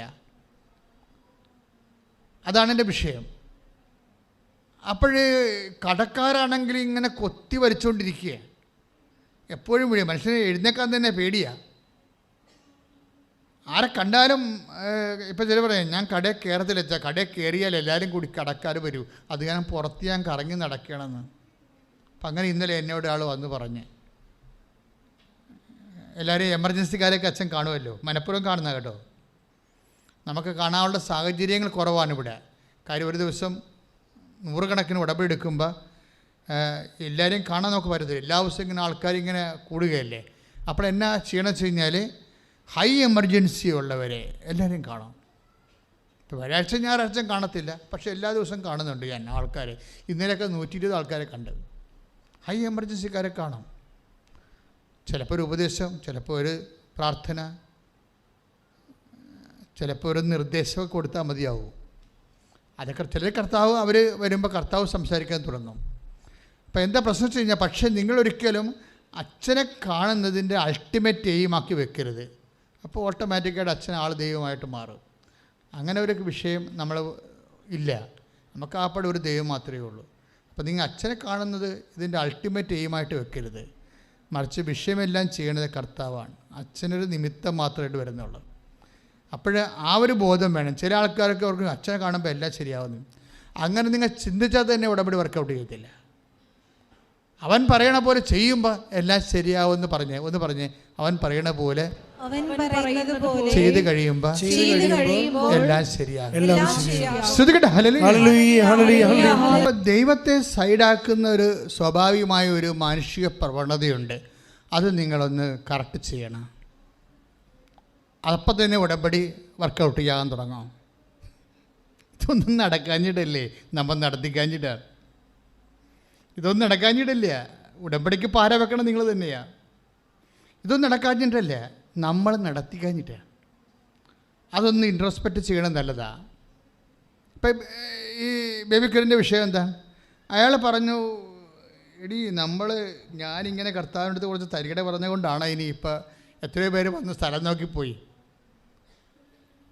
അവരാരും എടുത്തില്ലല്ലോ. അപ്പം നമുക്കിതൊക്കെ വിൽക്കാനൊക്കെ ഉണ്ടായിട്ട് പോലും നടക്കണില്ലല്ലോ. നമുക്ക് പൈസ കൂടുകയല്ലേ, ആൾക്കാർ നമ്മളെ പിടയ്ക്ക് കൂടി ഞെക്കുകയല്ലേ. അവരൊരു പഠിച്ച് ഞാൻ ഉടമ്പടി എടുക്കാം. അപ്പോൾ അയാൾക്ക് ബോധോദയം വന്ന് സ്റ്റെപ്പ് നോക്കണം. സെക്കൻഡ് സ്റ്റെപ്പ് വളരെ ആഘോഷമാണ്. ഞാൻ ഉടമ്പടി എടുക്കാം. പുള്ളിക്കാരൻ വന്നിട്ട് ഉടമ്പടി വൈഫ് പുതുക്കുമ്പോൾ പുള്ളിക്കാരൻ സ്വന്തമായിട്ട് ഉടമ്പടി എടുക്കും. ഉടമ്പടി എടുത്തിട്ട് പിന്നെ ഇൻവെസ്റ്റ്മെൻറ്റ് ഒരു 1.5 ഇൻവെസ്റ്റ്മെൻറ്റാണ്. പുള്ളി നാക്ക് നിയന്ത്രിച്ചു. എല്ലാ സമയവും എല്ലാ കാലങ്ങളിലും കർത്താവ് കാര്യം എന്താ പ്രശ്നം വെച്ച് കഴിഞ്ഞാൽ ഈ വിശുദ്ധി എന്ന് പറയണത് നമ്മൾ വളരെ സൂക്ഷിച്ച് കൈകാര്യം ചെയ്യേണ്ട വിഷയമാണ്. മനസ്സിലായില്ലേ? വിശുദ്ധി കുറഞ്ഞാൽ ദൈവസാന്നിധ്യം അറിയാണ്ടിരിക്കും. ഇപ്പോൾ ഈ യാക്കോബിൻ്റെ അനുഭവം, ദൈവാനുഭവം തന്നെ ഒന്ന് നോക്കിക്കേ. അപ്പോൾ യാക്കോബ് ഉറക്കത്തിൽ നിന്നുണർന്നു. ഉൽപ്പത്തി 18:28 16-17 വായിച്ചോളൂ. അപ്പോൾ യാക്കോബ് ഉറക്കത്തിൽ നിന്നുണർന്നു. ഒന്ന് പറഞ്ഞേ. അപ്പോൾ യാക്കോബ് ഉറക്കത്തിൽ നിന്ന് ഉണർന്നു. അവൻ പറഞ്ഞു തീർച്ചയായും കർത്താവ് ഈ സ്ഥലത്തുണ്ട്, എന്നാൽ ഞാനതറിഞ്ഞില്ല. അതാണ് സംഭവം. ദൈവം നിന്റെ വീട്ടിലുണ്ടായാലും ചിലപ്പോൾ അറിയത്തില്ല. അതൊരു അപകടമാണ് ഇതിൻ്റെ അകത്ത്. നീ ഉടമ്പടി എടുക്കുമ്പോൾ ദൈവം വാക്കുമായിരിക്കുമല്ലോ, ഇല്ലേ? I will come with you wherever you go. ഞാൻ നിൻ്റെ കൂടെ വരും എവിടെ ആയാലും. അപ്പോൾ ദൈവം വാക്കുമായിരിക്കുമല്ലോ. പക്ഷേ we are not knowing it. അതെന്താ കാര്യം വെച്ച് കഴിഞ്ഞാൽ ഇവൻ അപ്പനെക്കാർക്ക് പുനരടിച്ച് ചേട്ടനെ പറ്റിച്ചിട്ട് വന്നിരിക്കണതാണ്, അല്ലേ? അതാണ് സംഭവം. ഇവൻ അപ്പനെക്കാർക്ക് പുനരടിച്ച് അപ്പൻ കണ്ണ് കാണാൻ പാടില്ല ഇരിക്കുകയായിരുന്നു. ആരാണ് അപ്പൻ? അപ്പനാരാ? ഇസഹാക്ക് കണ്ണും കാണാൻ പാടില്ല ഇരിക്കുകയല്ലേ വീട്ടിൽ. 90 വയസ്സുണ്ട്. അപ്പം അദ്ദേഹത്തിന് തോന്നി ദൈവത്തിലേക്ക് തിരിച്ചു പോകേണ്ട സമയമായി. അപ്പോൾ അദ്ദേഹം യേശാവിനെ വിളിച്ച് പറഞ്ഞു, എൻ്റെ മകനെ, അപ്പം എനിക്ക് ദൈവത്തിലേക്ക് പോകാൻ കാലമായി, അതുകൊണ്ട് നീ കാട്ടിൽ പോയി ഒരു നല്ല മൃഗത്തെ പിടിച്ചുകൊണ്ട് പോയി എനിക്ക് പാകം ചെയ്ത് വാ, അപ്പമായിട്ട് വാ, ഞാൻ ഭക്ഷിച്ച് സന്തോഷിച്ചിട്ട് നിന്നെ ആശീർവദിക്കാമെന്ന് പറയും. അവൻ പാവപ്പെട്ടവൻ ചാടിപ്പോയി. പക്ഷേ റബേക്ക അത് കേട്ടു. എന്താ കാര്യം? അവർക്ക് നെപ്പോട്ടിസം ഉണ്ട്, അവർക്ക് പക്ഷപാതം ഉണ്ടായി. ആരോടാണ്? ഈ ഇളയവനോട് പക്ഷപാതം വേണോ? അത് നമ്മൾ പക്ഷപാതം പരിശുദ്ധാത്മാവ് വരുന്നതിനുള്ള തടസ്സമുള്ള നിൽക്കുന്ന ഒരു വിഷയമാണ്. നിങ്ങളുടെ ഇടയിൽ പക്ഷപാതം ഉണ്ടാവരുത് എന്ന് കർത്താവിനെ വചനം. നിങ്ങളിപ്പോൾ ഇളയ മക്കൾ, മൂത്ത മക്കൾ, പെമ്മക്കൾ, ആൺമക്കൾ എന്ന് പറഞ്ഞ് പക്ഷപാതം വെക്കത്തില്ലേ? ഗ്രൂപ്പിസം ഉണ്ടാക്കത്തില്ലേ? അപ്പൻ്റെ മക്കൾ എന്ന് പറഞ്ഞ് 2 പേരെ വെക്കും, അമ്മയുടെ മക്കൾ 1 ആൾ വെക്കും. ഇങ്ങനെ വീട്ടിൽ ഗ്രൂപ്പിസം ഉണ്ടാകുന്നുണ്ട്. വീട്ടിലെ പല കാര്യങ്ങളും ഗ്രൂപ്പിസത്തിലാണ് പോകുന്നത്. പക്ഷേ പുറത്തൊന്നും പറയത്തില്ല. എല്ലാവരും ഒരു ചോരയായത് കാരണം ഇങ്ങനെ അഡ്ജസ്റ്റ് ചെയ്ത് പോകുന്നുണ്ടെങ്കിലും ഒരു അടിവലിവ് ഉണ്ടാകുന്ന നോക്കണം. പക്ഷപാതത്തെക്കുറിച്ച് വചനമെടുത്തേ. ശ്രുതിക്കട്ടെ. ഹല്ലേലൂയ. യേശുവേ സ്തുതി. ഹല്ലേലൂയ. യേശുവേ സ്തുതി. ഹല്ലേലൂയ. വായിച്ചോളൂ. നിയമാവർത്തനം 16:19. നിയമാവർത്തനം 16:19. നിന്റെ വിധികൾ നീതിവിരുദ്ധമായിരിക്കരുത്. പറഞ്ഞേ. നിന്റെ വിധികൾ നീതിവിരുദ്ധമായിരിക്കരുത്. നീ പക്ഷപാതം കാട്ടുകയോ കൈക്കൂലി വാങ്ങുകയോ അരുത്. അപ്പം ദൈവത്തിൻ്റെ ഒരു നീതിയാണല്ല നമ്മുടെ ലോകത്ത് നിറവേറ്റാൻ ദൈവം ആഗ്രഹിക്കുന്നത്, അല്ലേ? അതിനകത്ത് പക്ഷപാതം ഇല്ല. ദൈവത്തിൻ്റെ ഒരു നീതിയാണ് നമ്മൾ കുടുംബത്തിലായാലും സമൂഹത്തിലായാലും നിറവേറ്റാൻ ദൈവം ആഗ്രഹിക്കുന്നത്. അതിനകത്ത് പക്ഷപാതം ഇല്ല. പക്ഷേ റബേക്കയ്ക്ക് ഒരു പക്ഷപാതം ഉണ്ട്. ആരോടാണ്? യാക്കോബ്. റബേക്കയുടെ പക്ഷപാതമാണ് ഈ ഇളയ മകൻ നാടുവിടേണ്ടി വന്നത് കാര്യം. അപ്പോൾ നമ്മൾ ശ്രദ്ധിക്കണം. ഉടമ്പടി എടുത്തവർ പ്രത്യേകിച്ച് ശ്രദ്ധിക്കണം. പക്ഷപാതം ദൈവത്തിൻ്റെ മനസ്സിന് യോജിക്കുന്നതല്ല. പറഞ്ഞ മനസ്സിലായോ? ഓക്കെ. അപ്പോൾ എന്താ പ്രോബ്ലം വെച്ച് കഴിഞ്ഞാൽ, അതുകൊണ്ട് യേശാവ് രോമാവൃതമുള്ള മനുഷ്യനാണ്. മുട്ടാണ്ടനെ പോലെ കുറേ രോമമുള്ള ആളാണ്. യേശാവിൻ്റെ രോമക്കുപ്പായം അവിടെ കിടപ്പുണ്ടായിരുന്നു. അതെടുത്ത് ഇവർ യാക്കോബിനെ ധരിപ്പിച്ച് കെട്ടിയൊക്കെ വെച്ച്, എന്നിട്ട് ആലയിൽ പോയി ഒരു ആടിനെ എടുത്ത് പാസ്സാക്കി അപ്പമൊക്കെ ഇട്ട് കൊണ്ടുവന്ന് യാക്കോബ് കൊണ്ടുവന്ന് അപ്പന് കൊടുത്തു. അപ്പൻ ചോദിക്കുന്നുണ്ട്, കണ്ണു കാണാൻ പാടെങ്കിൽ ചോദിക്കുന്നുണ്ട്, ആരാണത്? അപ്പൻ്റെ മകൻ ഏശാവാണ്. അപ്പോൾ ഉടനെ നീ ഇങ്ങനെ അടുത്ത് വരാൻ പറയും, കണ്ണു കാണാൻ പാടില്ല. അടുത്ത് വന്നിട്ട് ഉടനെ യാക്കോബ് ഇസഹാക്ക് പറയണ കുറേ സംഭവങ്ങളുണ്ട്, ഭയങ്കര സംഭവമാണ്. കർത്താവിൻ്റെ വയലിൻ്റെ മണം, അത് നമ്മൾ കണ്ണ് നിറഞ്ഞു പോകും. ദൈവസ്നേഹമുള്ളവർ, കർത്താവിൻ്റെ വയലിൻ്റെ മണമെന്ന്. അപ്പോൾ ഈ ദൈവമായിട്ട് എന്തൊരു ബന്ധമാണ് ആ മനുഷ്യന്. വയലിൻ്റെ മണമെന്ന് പറഞ്ഞാൽ പോരെ, അല്ലേ? യശാവിനെ ആണെന്ന് വിചാരിച്ചുകൊണ്ട് യാക്കോബിനെ കെട്ടിപ്പിടിക്കുമ്പോൾ ഈ മനുഷ്യൻ്റെ അന്തർഗതം എന്താണ്? കർത്താവിൻ്റെ വയലിൻ്റെ മണം. കർത്താവിൻ്റെ വയലിൻ്റെ മണം. കർത്താവിൻ്റെ വയലിൻ്റെ മണമെന്ന് പറഞ്ഞ കാര്യം വയലിൻ്റെ മണമെന്ന് പറഞ്ഞാൽ പോരെ. ഇതാണ് ആധ്യാത്മികത എന്ന് പറയണത്. എന്ത് കിട്ടിയാലും കർത്താവിൻ്റെ കൂടെ ചേർത്ത് പറയും. വൈഫായാലും മക്കളായാലും നിങ്ങളുടെ മാർക്ക് ലിസ്റ്റായാലും കിട്ടുമ്പോൾ ഞാൻ അധ്വാനിച്ച് ഞാൻ രാത്രി വരെ ഉറക്കം നിന്ന് വാങ്ങിച്ചൊന്നുമില്ല, കർത്താവ് തന്ന മാർക്ക് ലിസ്റ്റ് പ്രാർത്ഥിച്ച് കർത്താവേ ദൈവമേ എന്ത് കിട്ടിയാലും നിന്നെ ഓർത്ത് ഇസഹാക്കിനെ പോലെ നിന്റെ പേര് കൂട്ടി പറയാൻ എന്നെ എളിമപ്പെടുത്തി നീ നിന്റെ സ്വന്തമാക്കണമേ. ശ്രുതികട്ടെ ഹല്ലേലൂയ ഹല്ലേലൂയ ഹല്ലേലൂയ. യേശുവേ നന്ദി, യേശുവേ സ്തുതി. Hallelujah hallelujah. പരമദിവ്യകാരുണ്യത്തിന് ആരാധനയും സ്തുതിയും പുകഴ്ചയും ഉണ്ടായിരിക്കട്ടെ. എൻ്റെ പ്രിയമുള്ളവരെ, അപ്പോൾ അതൊരു ആധ്യാത്മികതയുടെ ഒരു ആന്തരിക ബന്ധത്തിൻ്റെ ഒരു സൂചനയാണ്, ആത്മബന്ധത്തിൻ്റെ ഒരു സൂചനയാണ്. എന്ത് കിട്ടിയാലും കർത്താവിനെയും ചേർത്ത് പറയുന്നത്. പക്ഷേ അവസാനം യാക്കോബ് പറ്റിച്ച് അപ്പനെ, കണ്ണു കാണാൻ പാടില്ലാത്ത അപ്പനെ പറ്റിച്ചു. ഈ അപ്പന്മാരൊക്കെ പറ്റിച്ച അവളെ കുഴപ്പം എന്താണെന്നറിയാം? കുഴപ്പം വർഷങ്ങളിൽ ഈ ദൈവം വാക്ക് പാലിക്കുന്ന പോലെ തന്നെയാണ്. ദൈവം 1000 തലമുറ വരെ അനുഗ്രഹിക്കുമെന്ന് പറഞ്ഞില്ലേ? അത് തന്നെയാണ്. നമ്മൾ വല്ല തരികിടയും കാണിച്ചാൽ 1000 കൊല്ലം വരെ അത് ഓർത്തിരിക്കുകയും ചെയ്യും. വെറുതെ എന്തിനാ പണി മേടിക്കണേ? ഈ യാക്കോബ് യശാവിൻ്റെ അനുഗ്രഹമല്ല അടിച്ചു മാറ്റിയത്, അത് കാപട്യമല്ലേ കാണിച്ചത്? എത്ര കൊല്ലം കഴിഞ്ഞാണ് പിന്നെ ഈശോ വന്നത്? ഈശോ വരുമ്പോൾ നഥാനിയനെ കാണുമ്പോൾ എന്താ പറയണത്? ലുക്ക യോഹന്നാൻ 1:47. ശ്രുതികട്ടെ ഹല്ലേലൂയ. യോഹന്നാൻ 1:47. നഥാനിയേൽ തന്റെ അടുത്തേക്ക് വരുന്നത് കണ്ട് പറഞ്ഞേ, നാഥാനിയേൽ തന്റെ അടുത്തേക്ക് വരുന്നത് കണ്ട് യേശു അവനെ പറ്റി പറഞ്ഞു. യേശു അവനെ കുറിച്ച് പറഞ്ഞു, ഇതാ നിഷ്കപടനായ ഒരു യഥാർത്ഥ ഇസ്രായേൽക്കാരൻ. അടി വരുന്ന വഴി കണ്ട, പണി വരുന്ന വഴി കണ്ട. എത്രയോ വർഷം കഴിഞ്ഞിട്ട് നഥാനിയനെ കാണുമ്പോൾ ഈശോ പറയുകയാണ്, ഇതാ ഒരു ട്രൂ ഇസ്രായേലിയൻ, ഇവനിൽ യാതൊരു കാപട്യവുമില്ല. എന്ന് വെച്ചാൽ എന്താണ്? പഴയ യാക്കോബ്, പഴയ ഇസ്രായേൽ കാപട്യം പിടിച്ചവനായിരുന്നെന്ന്. ദൈവം മറക്കാത്ത കണ്ട. ക്ലിയർ അല്ലേ? ദൈവം മറക്കണില്ല എന്നുള്ളത് ആണ് വിഷയം. ഇത് വിശുദ്ധിയുമായിട്ട് ബന്ധപ്പെട്ട കാര്യമാണ്. നിങ്ങളിപ്പോൾ പഴയ കാലങ്ങളിൽ ഞാൻ കുമ്പസാരിക്കാതെ നിങ്ങളോട് പറയുമ്പോൾ നിങ്ങൾ പുതിയ കാര്യങ്ങളൊക്കെ അടിച്ചു കയറ്റി കൊടുക്കണ കമ്പ്യൂട്ടർ വല്ല കഥയുണ്ടാ? പണ്ടത്തെ കാര്യമൊക്കെ ഒന്ന് ഓർക്കണേ.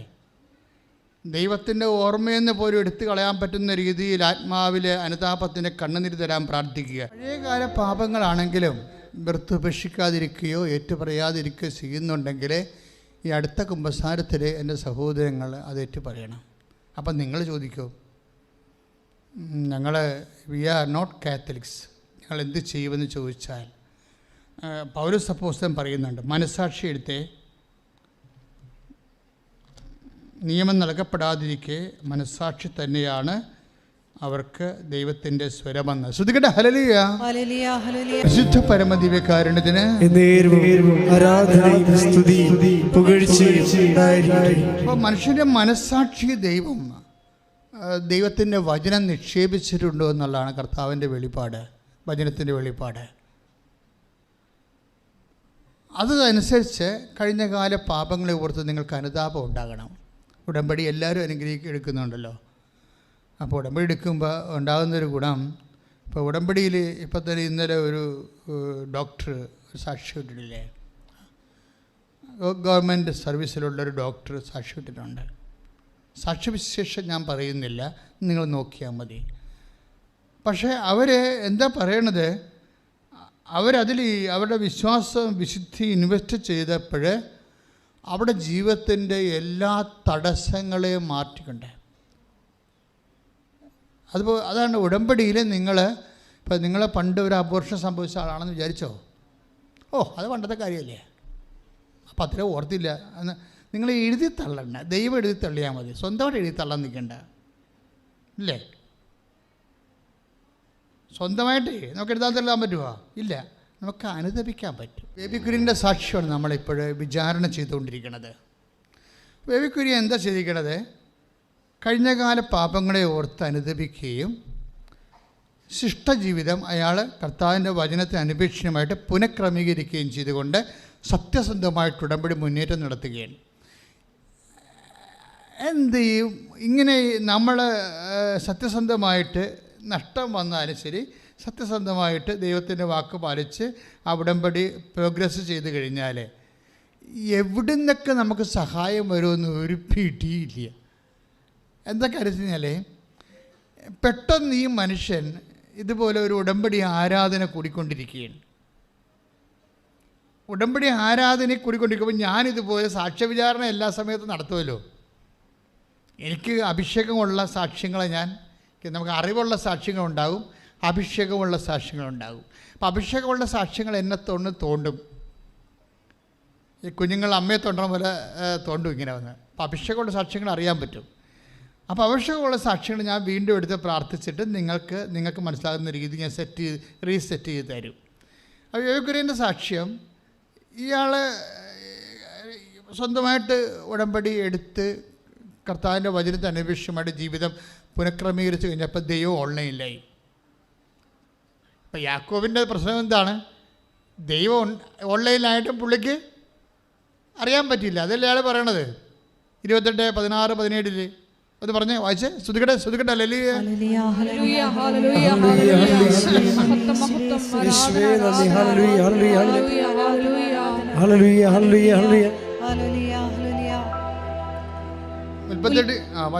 ഉൽപ്പത്തി 28:16. അവൻ പറഞ്ഞു, തീർച്ചയായും കർത്താവ് ഈ സ്ഥലത്തുണ്ട്, എന്നാൽ ഞാൻ അതറിഞ്ഞില്ല. അതാണ് പ്രശ്നം. രണ്ടും രണ്ട് കേസായി മാറുകയാണ്. കർത്താവ് ഉണ്ട്, പക്ഷേ it is not known to me, it is not experienced me. കർത്താവ് ഉണ്ട്, എൻ്റെ കുടുംബത്തിലുണ്ട്, പക്ഷെ ഞാനത് അറിയുന്നില്ല. അതാണ് പ്രശ്നം. എന്തുകൊണ്ടാണ് അറിയാത്തത്? കയ്യിരിപ്പ് കൊണ്ടാണേ. അയാൾ ആ അന്ധനായ അപ്പനെയും പറ്റിച്ചു, ചേട്ടൻ്റെ സ്വത്ത് അടിച്ചു മാറ്റി. അല്ല, ഇയാൾ അവിടെ നിന്ന് ഓടാൻ കാര്യം എന്താ? എല്ലാം നഷ്ടപ്പെട്ട് കഴിഞ്ഞപ്പോൾ അപ്പനോട് ഏശാവ് കെഞ്ചനുണ്ട്, അപ്പാ ഒരു വരം പോലും ഇല്ല അപ്പാ എന്ന് ചോദിക്കുന്നുണ്ട്. അപ്പനൊന്നുമില്ല, എല്ലാം കൊണ്ടുപോയെന്ന്. അപ്പോൾ ഇവരിങ്ങനെ ചിരിക്കും, അങ്ങനെ അട്ടഹസിച്ച്. അത് സാറാ കേൾക്കും, അല്ല റബേക്ക കേൾക്കും. അപ്പാന്ന് ചോദിച്ചിട്ട് അവൻ കണ്ണീരടിച്ച് ചോദിക്കണം, അപ്പാ ഒരു വരം പോലും ഇല്ല എന്ന് ചോദിക്കും. അപ്പോൾ ഇസാക്ക് പറയും, ഒരു വരം പോലും ഇല്ല മോനെ, എല്ലാം അവൻ കൊണ്ടുപോയെന്ന് പറയും. അപ്പം കരച്ചിൽ മാറ്റിയിട്ട് ഇവൻ അട്ടഹസിക്കും, എന്നിട്ട് ഇവൻ ചിരിക്കും.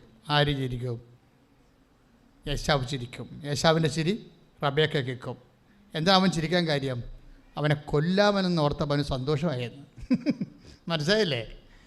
അവനെ ഒരു വരം പോലും ഇല്ലാതെ എന്നെ പറ്റിച്ചവനെ ഇന്ന് വൈകുന്നേരത്തുള്ള ഞാൻ കൊല്ലും എന്ന് പറഞ്ഞിട്ടാണ് അവൻ ചിരിക്കുന്നത്. കാര്യങ്ങൾ ബൈബിളിൻ്റെ പോക്ക് കണ്ട. ഇത് കേട്ടപ്പോൾ തന്നെ റബേക്ക കൈയോടെ യാക്കോബിനോട് പറഞ്ഞു, മകനെ ജീവനും കൊണ്ട് പോയിക്കോ, ഇവിടെ നിൽക്കാൻ പറ്റത്തില്ല പറയാം, കൊന്നുകളയെന്ന് പറയും. ഇന്ന് രാത്രി നിന്നെ തട്ടുമെന്നാണ് പറഞ്ഞിരിക്കുന്നത്. അങ്ങനെ ഓടിപ്പോണ പാർട്ടിയാണ്. അപ്പനെയും പറ്റിച്ച് ചേട്ടനെയും പറ്റിച്ച് വീട്ടിൽ നിന്ന് ഓടിപ്പോകുമ്പോൾ അതുകൊണ്ടാണ്. പക്ഷെ അങ്ങനെ ഓടിപ്പോകുന്നുണ്ടെങ്കിലും ദൈവം ഇവൻ്റെ കൂടെ പോകുന്നുണ്ട്. ദൈവത്തിരെ നീ ഓർക്കുക, നീ അശുദ്ധനായിരുന്നാലും അശുദ്ധിയായിരുന്നാലും നിൻ്റെ ദൈവം നിന്നെ കൈവിടാത്ത, നിൻ്റെ കൂടെ വരണ ഏത് സാഹചര്യത്തിലും നിന്നെ രക്ഷിക്കാനൊരു പഴുത് കണ്ടാൽ നിന്നെ കോരിയെടുക്കണം ദൈവത്തിൻ്റെ മുമ്പിൽ കൈയിടിച്ചുകൊണ്ട് ശ്രുതികട ലലിയ ശുദ്ധ പരമ ദിവ്യകാരുണ്യത്തിന് എൻ്റെ മക്കളെ, ദൈവത്തോട് സ്നേഹം ഇതുപോലെ കൂടിയാൽ തന്നെ യു വിൽ ബി ബ്ലെസ്ഡ്. നമുക്ക് ബ്ലെസ്സിങ്സിൻ്റെ ഫോർമുല എന്താ? അല്ലെങ്കിൽ നമ്മൾ അനുഗ്രഹത്തിൻ്റെ ഫോർമുല എന്താ? എന്ത് ലഭിക്കുമ്പോഴാണ് നമുക്ക് അനുഗ്രഹം കിട്ടണത്? എന്ത് കൂടുമ്പോഴാണ് നമുക്ക് അനുഗ്രഹം കിട്ടണത്, അല്ലെ കൃപ കിട്ടണത്? It is love of God, much more than that. പിന്നെ എന്താ ഉള്ളത്? Faith of God. 1 തിമോത്തി 1:14. ശ്രുതികട ഹല്ലേലൂയ. 1 തിമോത്തി 1:14. കർത്താവിന്റെ കൃപ യേശുക്രിസ്തുവിലുള്ള വിശ്വാസത്തോടും സ്നേഹത്തോടുമൊപ്പം എന്നിലേക്ക് കവിഞ്ഞൊഴുകി. ഇതാണ് 1 തിമോത്തി 1:14. ഒന്നുകൂടി പറഞ്ഞേ. കർത്താവിന്റെ കൃപ അവിടുത്തോടുള്ള സ്നേഹത്തോടും വിശ്വാസത്തോടും ഒപ്പം എന്നിലേക്ക് കവിഞ്ഞൊഴുകി. അപ്പൊ ദൈവാന്റെ അനുഗ്രഹം വരുന്ന വഴി എന്താണ്? ദൈവസ്നേഹം തന്നെയാണ്, അല്ലേ? ദൈവസ്നേഹം തന്നെയാണ്. അതുകൊണ്ട് അത് ആ ഫോർമാറ്റ് മാറത്തില്ലേ? ഇപ്പോൾ 13:35. അതുപോലെ എന്നെ സ്നേഹിക്കുന്നവൻ എൻ്റെ കൽപ്പനകൾ പാലിക്കും. 14:23. എന്നെ സ്നേഹിക്കുന്നവൻ എന്റെ വചനം പാലിക്കും. അപ്പോൾ എന്റെ പിതാവ് അവനെ സ്നേഹിക്കുകയും ഞങ്ങൾ അവന്റെ അടുത്ത് വന്ന് അവനിൽ വാസമുറപ്പിക്കുകയും ചെയ്യും. This is presence of God. ഇതാണ് സാന്നിധ്യം. ഉടമ്പടിയുടെ പക്ക ഫോർമാറ്റ് എന്താണ്? അതായത് 14:23. എന്നെ സ്നേഹിക്കുന്നവൻ എന്റെ കൽപ്പന പാലിക്കും. അപ്പോൾ ഞങ്ങൾ അവനെ സ്നേഹിക്കുകയും ഞങ്ങൾ വന്ന് അവനിൽ വാസമുറപ്പിക്കുകയും ചെയ്യും. അപ്പൊ ദൈവത്തിന്റെ വചനം നിറവേറ്റുകയാണ് നമ്മൾ ഉടമ്പടി ചെയ്യണത്.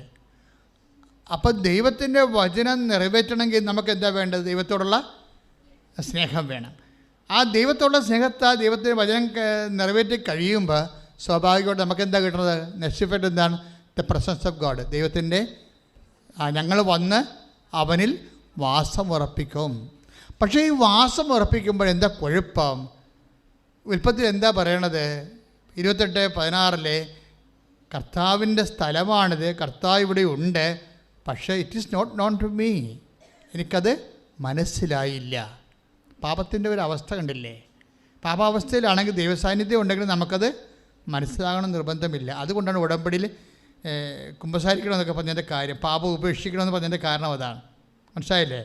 കർത്താവ് ഉണ്ടായാൽ മാത്രം പോരാ, പിന്നെ എന്ത് ചെയ്യണം? നമുക്കത് അനുഭവവേദ്യമാകണം. കാര്യം ഉടമ്പടിയാണ് പ്രസൻസിൻ്റെ.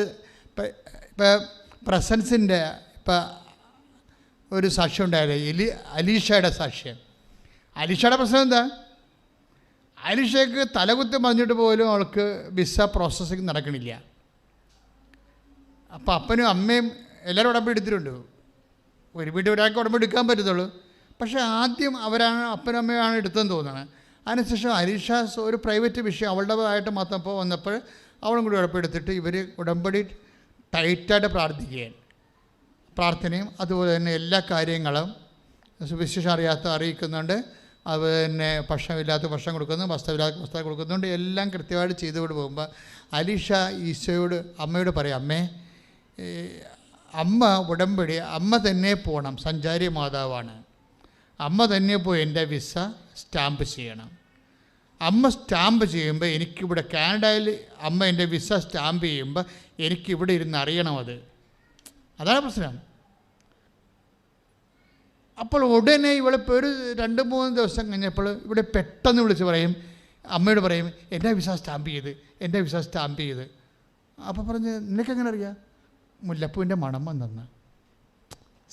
അതാണ് വിഷയം. പറഞ്ഞ മനസ്സിലായില്ലേ?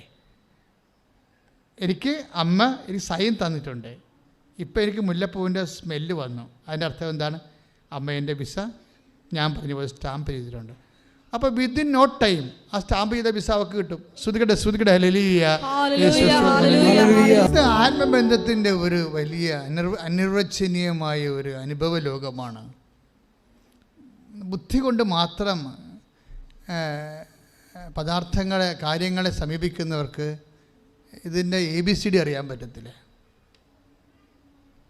ഈ വിശ്വാസത്തിൻ്റെ സാധ്യത എന്ന് പറയുന്നത് വല്ലാത്ത സാധ്യതയാണ്. അതല്ലേ 1 തിമോത്തി 1:14 എന്താ വായിച്ചത്? കർത്താവിനോടുള്ള സ്നേഹത്തോടും പറഞ്ഞേ, കർത്താവിനോടുള്ള സ്നേഹത്തോടും വിശ്വാസത്തോടും ഒപ്പം ദൈവകൃപ എന്നിലേക്ക് ചൊരിയുന്നു. അപ്പോൾ ദൈവത്തോട് എന്തൊരു ബന്ധമുണ്ടായിട്ടാണ് ഇങ്ങനെ ബാർഗൻ ചെയ്യുക? അമ്മ തന്നെ പോകണം, എൻ്റെ വിസ സ്റ്റാമ്പ് ചെയ്യണം, അതെനിക്കിപ്പോൾ അറിയണം, എനിക്കിവിടെ വെച്ച് അറിയണമെന്ന് പറയും. അപ്പം അറിയണമെന്ന് പറയാൻ വേണ്ടി മാത്രം ഇവർ തമ്മിൽ ആത്മബന്ധമുണ്ട്. ദൈവത്തോടൊരു ബന്ധമെന്ന് പറയണത്, നമ്മൾ എന്തിനാണ് രോഗികളെ പോയി കാണുന്നത്?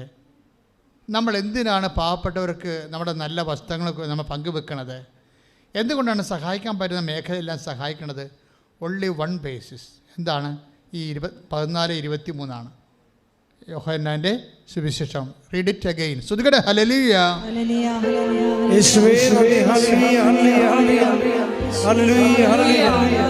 യോഹന്നാൻ 14:23 എന്നെ സ്നേഹിക്കുന്നവൻ പറഞ്ഞ എന്നെ സ്നേഹിക്കുന്നവൻ എന്റെ വചനം പാലിക്കും. അപ്പോൾ എന്റെ പിതാവ് അവനെ സ്നേഹിക്കുകയും ഞങ്ങൾ അവന്റെ അടുത്ത് വന്ന് അവനിൽ വാസമുറപ്പിക്കുകയും ചെയ്യും. ഇപ്പം ഇങ്ങനെ വരുമ്പോഴേ, ഇപ്പോൾ നമ്മൾ ഉടമ്പടി എടുത്ത് ഉടമ്പടിയുടെ സത്യസന്ധത പുലർത്തി ദൈവത്തെ സ്നേഹിച്ചു, ദൈവത്തിന് വേണ്ടി ജീവിച്ചു ഒക്കെ വരുമ്പോഴേ ദൈവത്തിൻ്റെ രീതി എന്താ? ദൈവം വിശ്വസ്തനല്ലേ? നമ്മൾ 7:9 വായിച്ചില്ലേ നിയമാവർത്തനം? എത്ര കാലം കഴിഞ്ഞാലും വചനം പാലിക്കുന്നവരോട് ദൈവം വിശ്വസ്തനായിരിക്കും. അപ്പോൾ ഈ ബേബി കുര്യൻ്റെ വിഷയത്തിൽ നമ്മൾ ഡീൽ ചെയ്തുകൊണ്ടിരിക്കണേ. ഇപ്പോഴേ ബേബി കുര്യൻ്റെ പ്രോബ്ലം എന്താണ്? 1 കോടി 10 ലക്ഷം രൂപ കടമാണ്. കടക്കാരെ കുരളിക്ക് പിടിച്ചിരിക്കുക. കുരളിയെന്ന് തന്നെയല്ലേ നിങ്ങളൊക്കെ പറയണത്? ആലപ്പുഴ ഭാഷയാണ് ഞാൻ ഉപയോഗിക്കുന്നത്.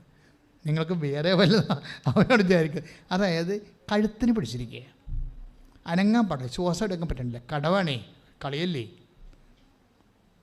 കച്ചവടമാണെങ്കിൽ ഉപ്പ് കുത്തിയിരിക്കുകയാണ്, 0 വരുമാനമാണ്. ഒരു മനുഷ്യൻ്റെ അവസ്ഥ നോക്കിയേ. പക്ഷേ വേക്കുര്യൻ കൃത്യമാണ്. രണ്ടാമത് താൻ തന്നെ ഉടമ്പടി എടുത്തിരിക്കുകയാണ്. വൈഫിൻ്റെ ഉടമ്പടിയിൽ തനിക്ക് പങ്കെടുക്കാം, വേണ്ട വിധം പങ്കെടുക്കാൻ പറ്റാത്ത കാരണം പുള്ളിക്കാരൻ ഉടമ്പടി എടുത്തപ്പോഴെന്നാ പറ്റി?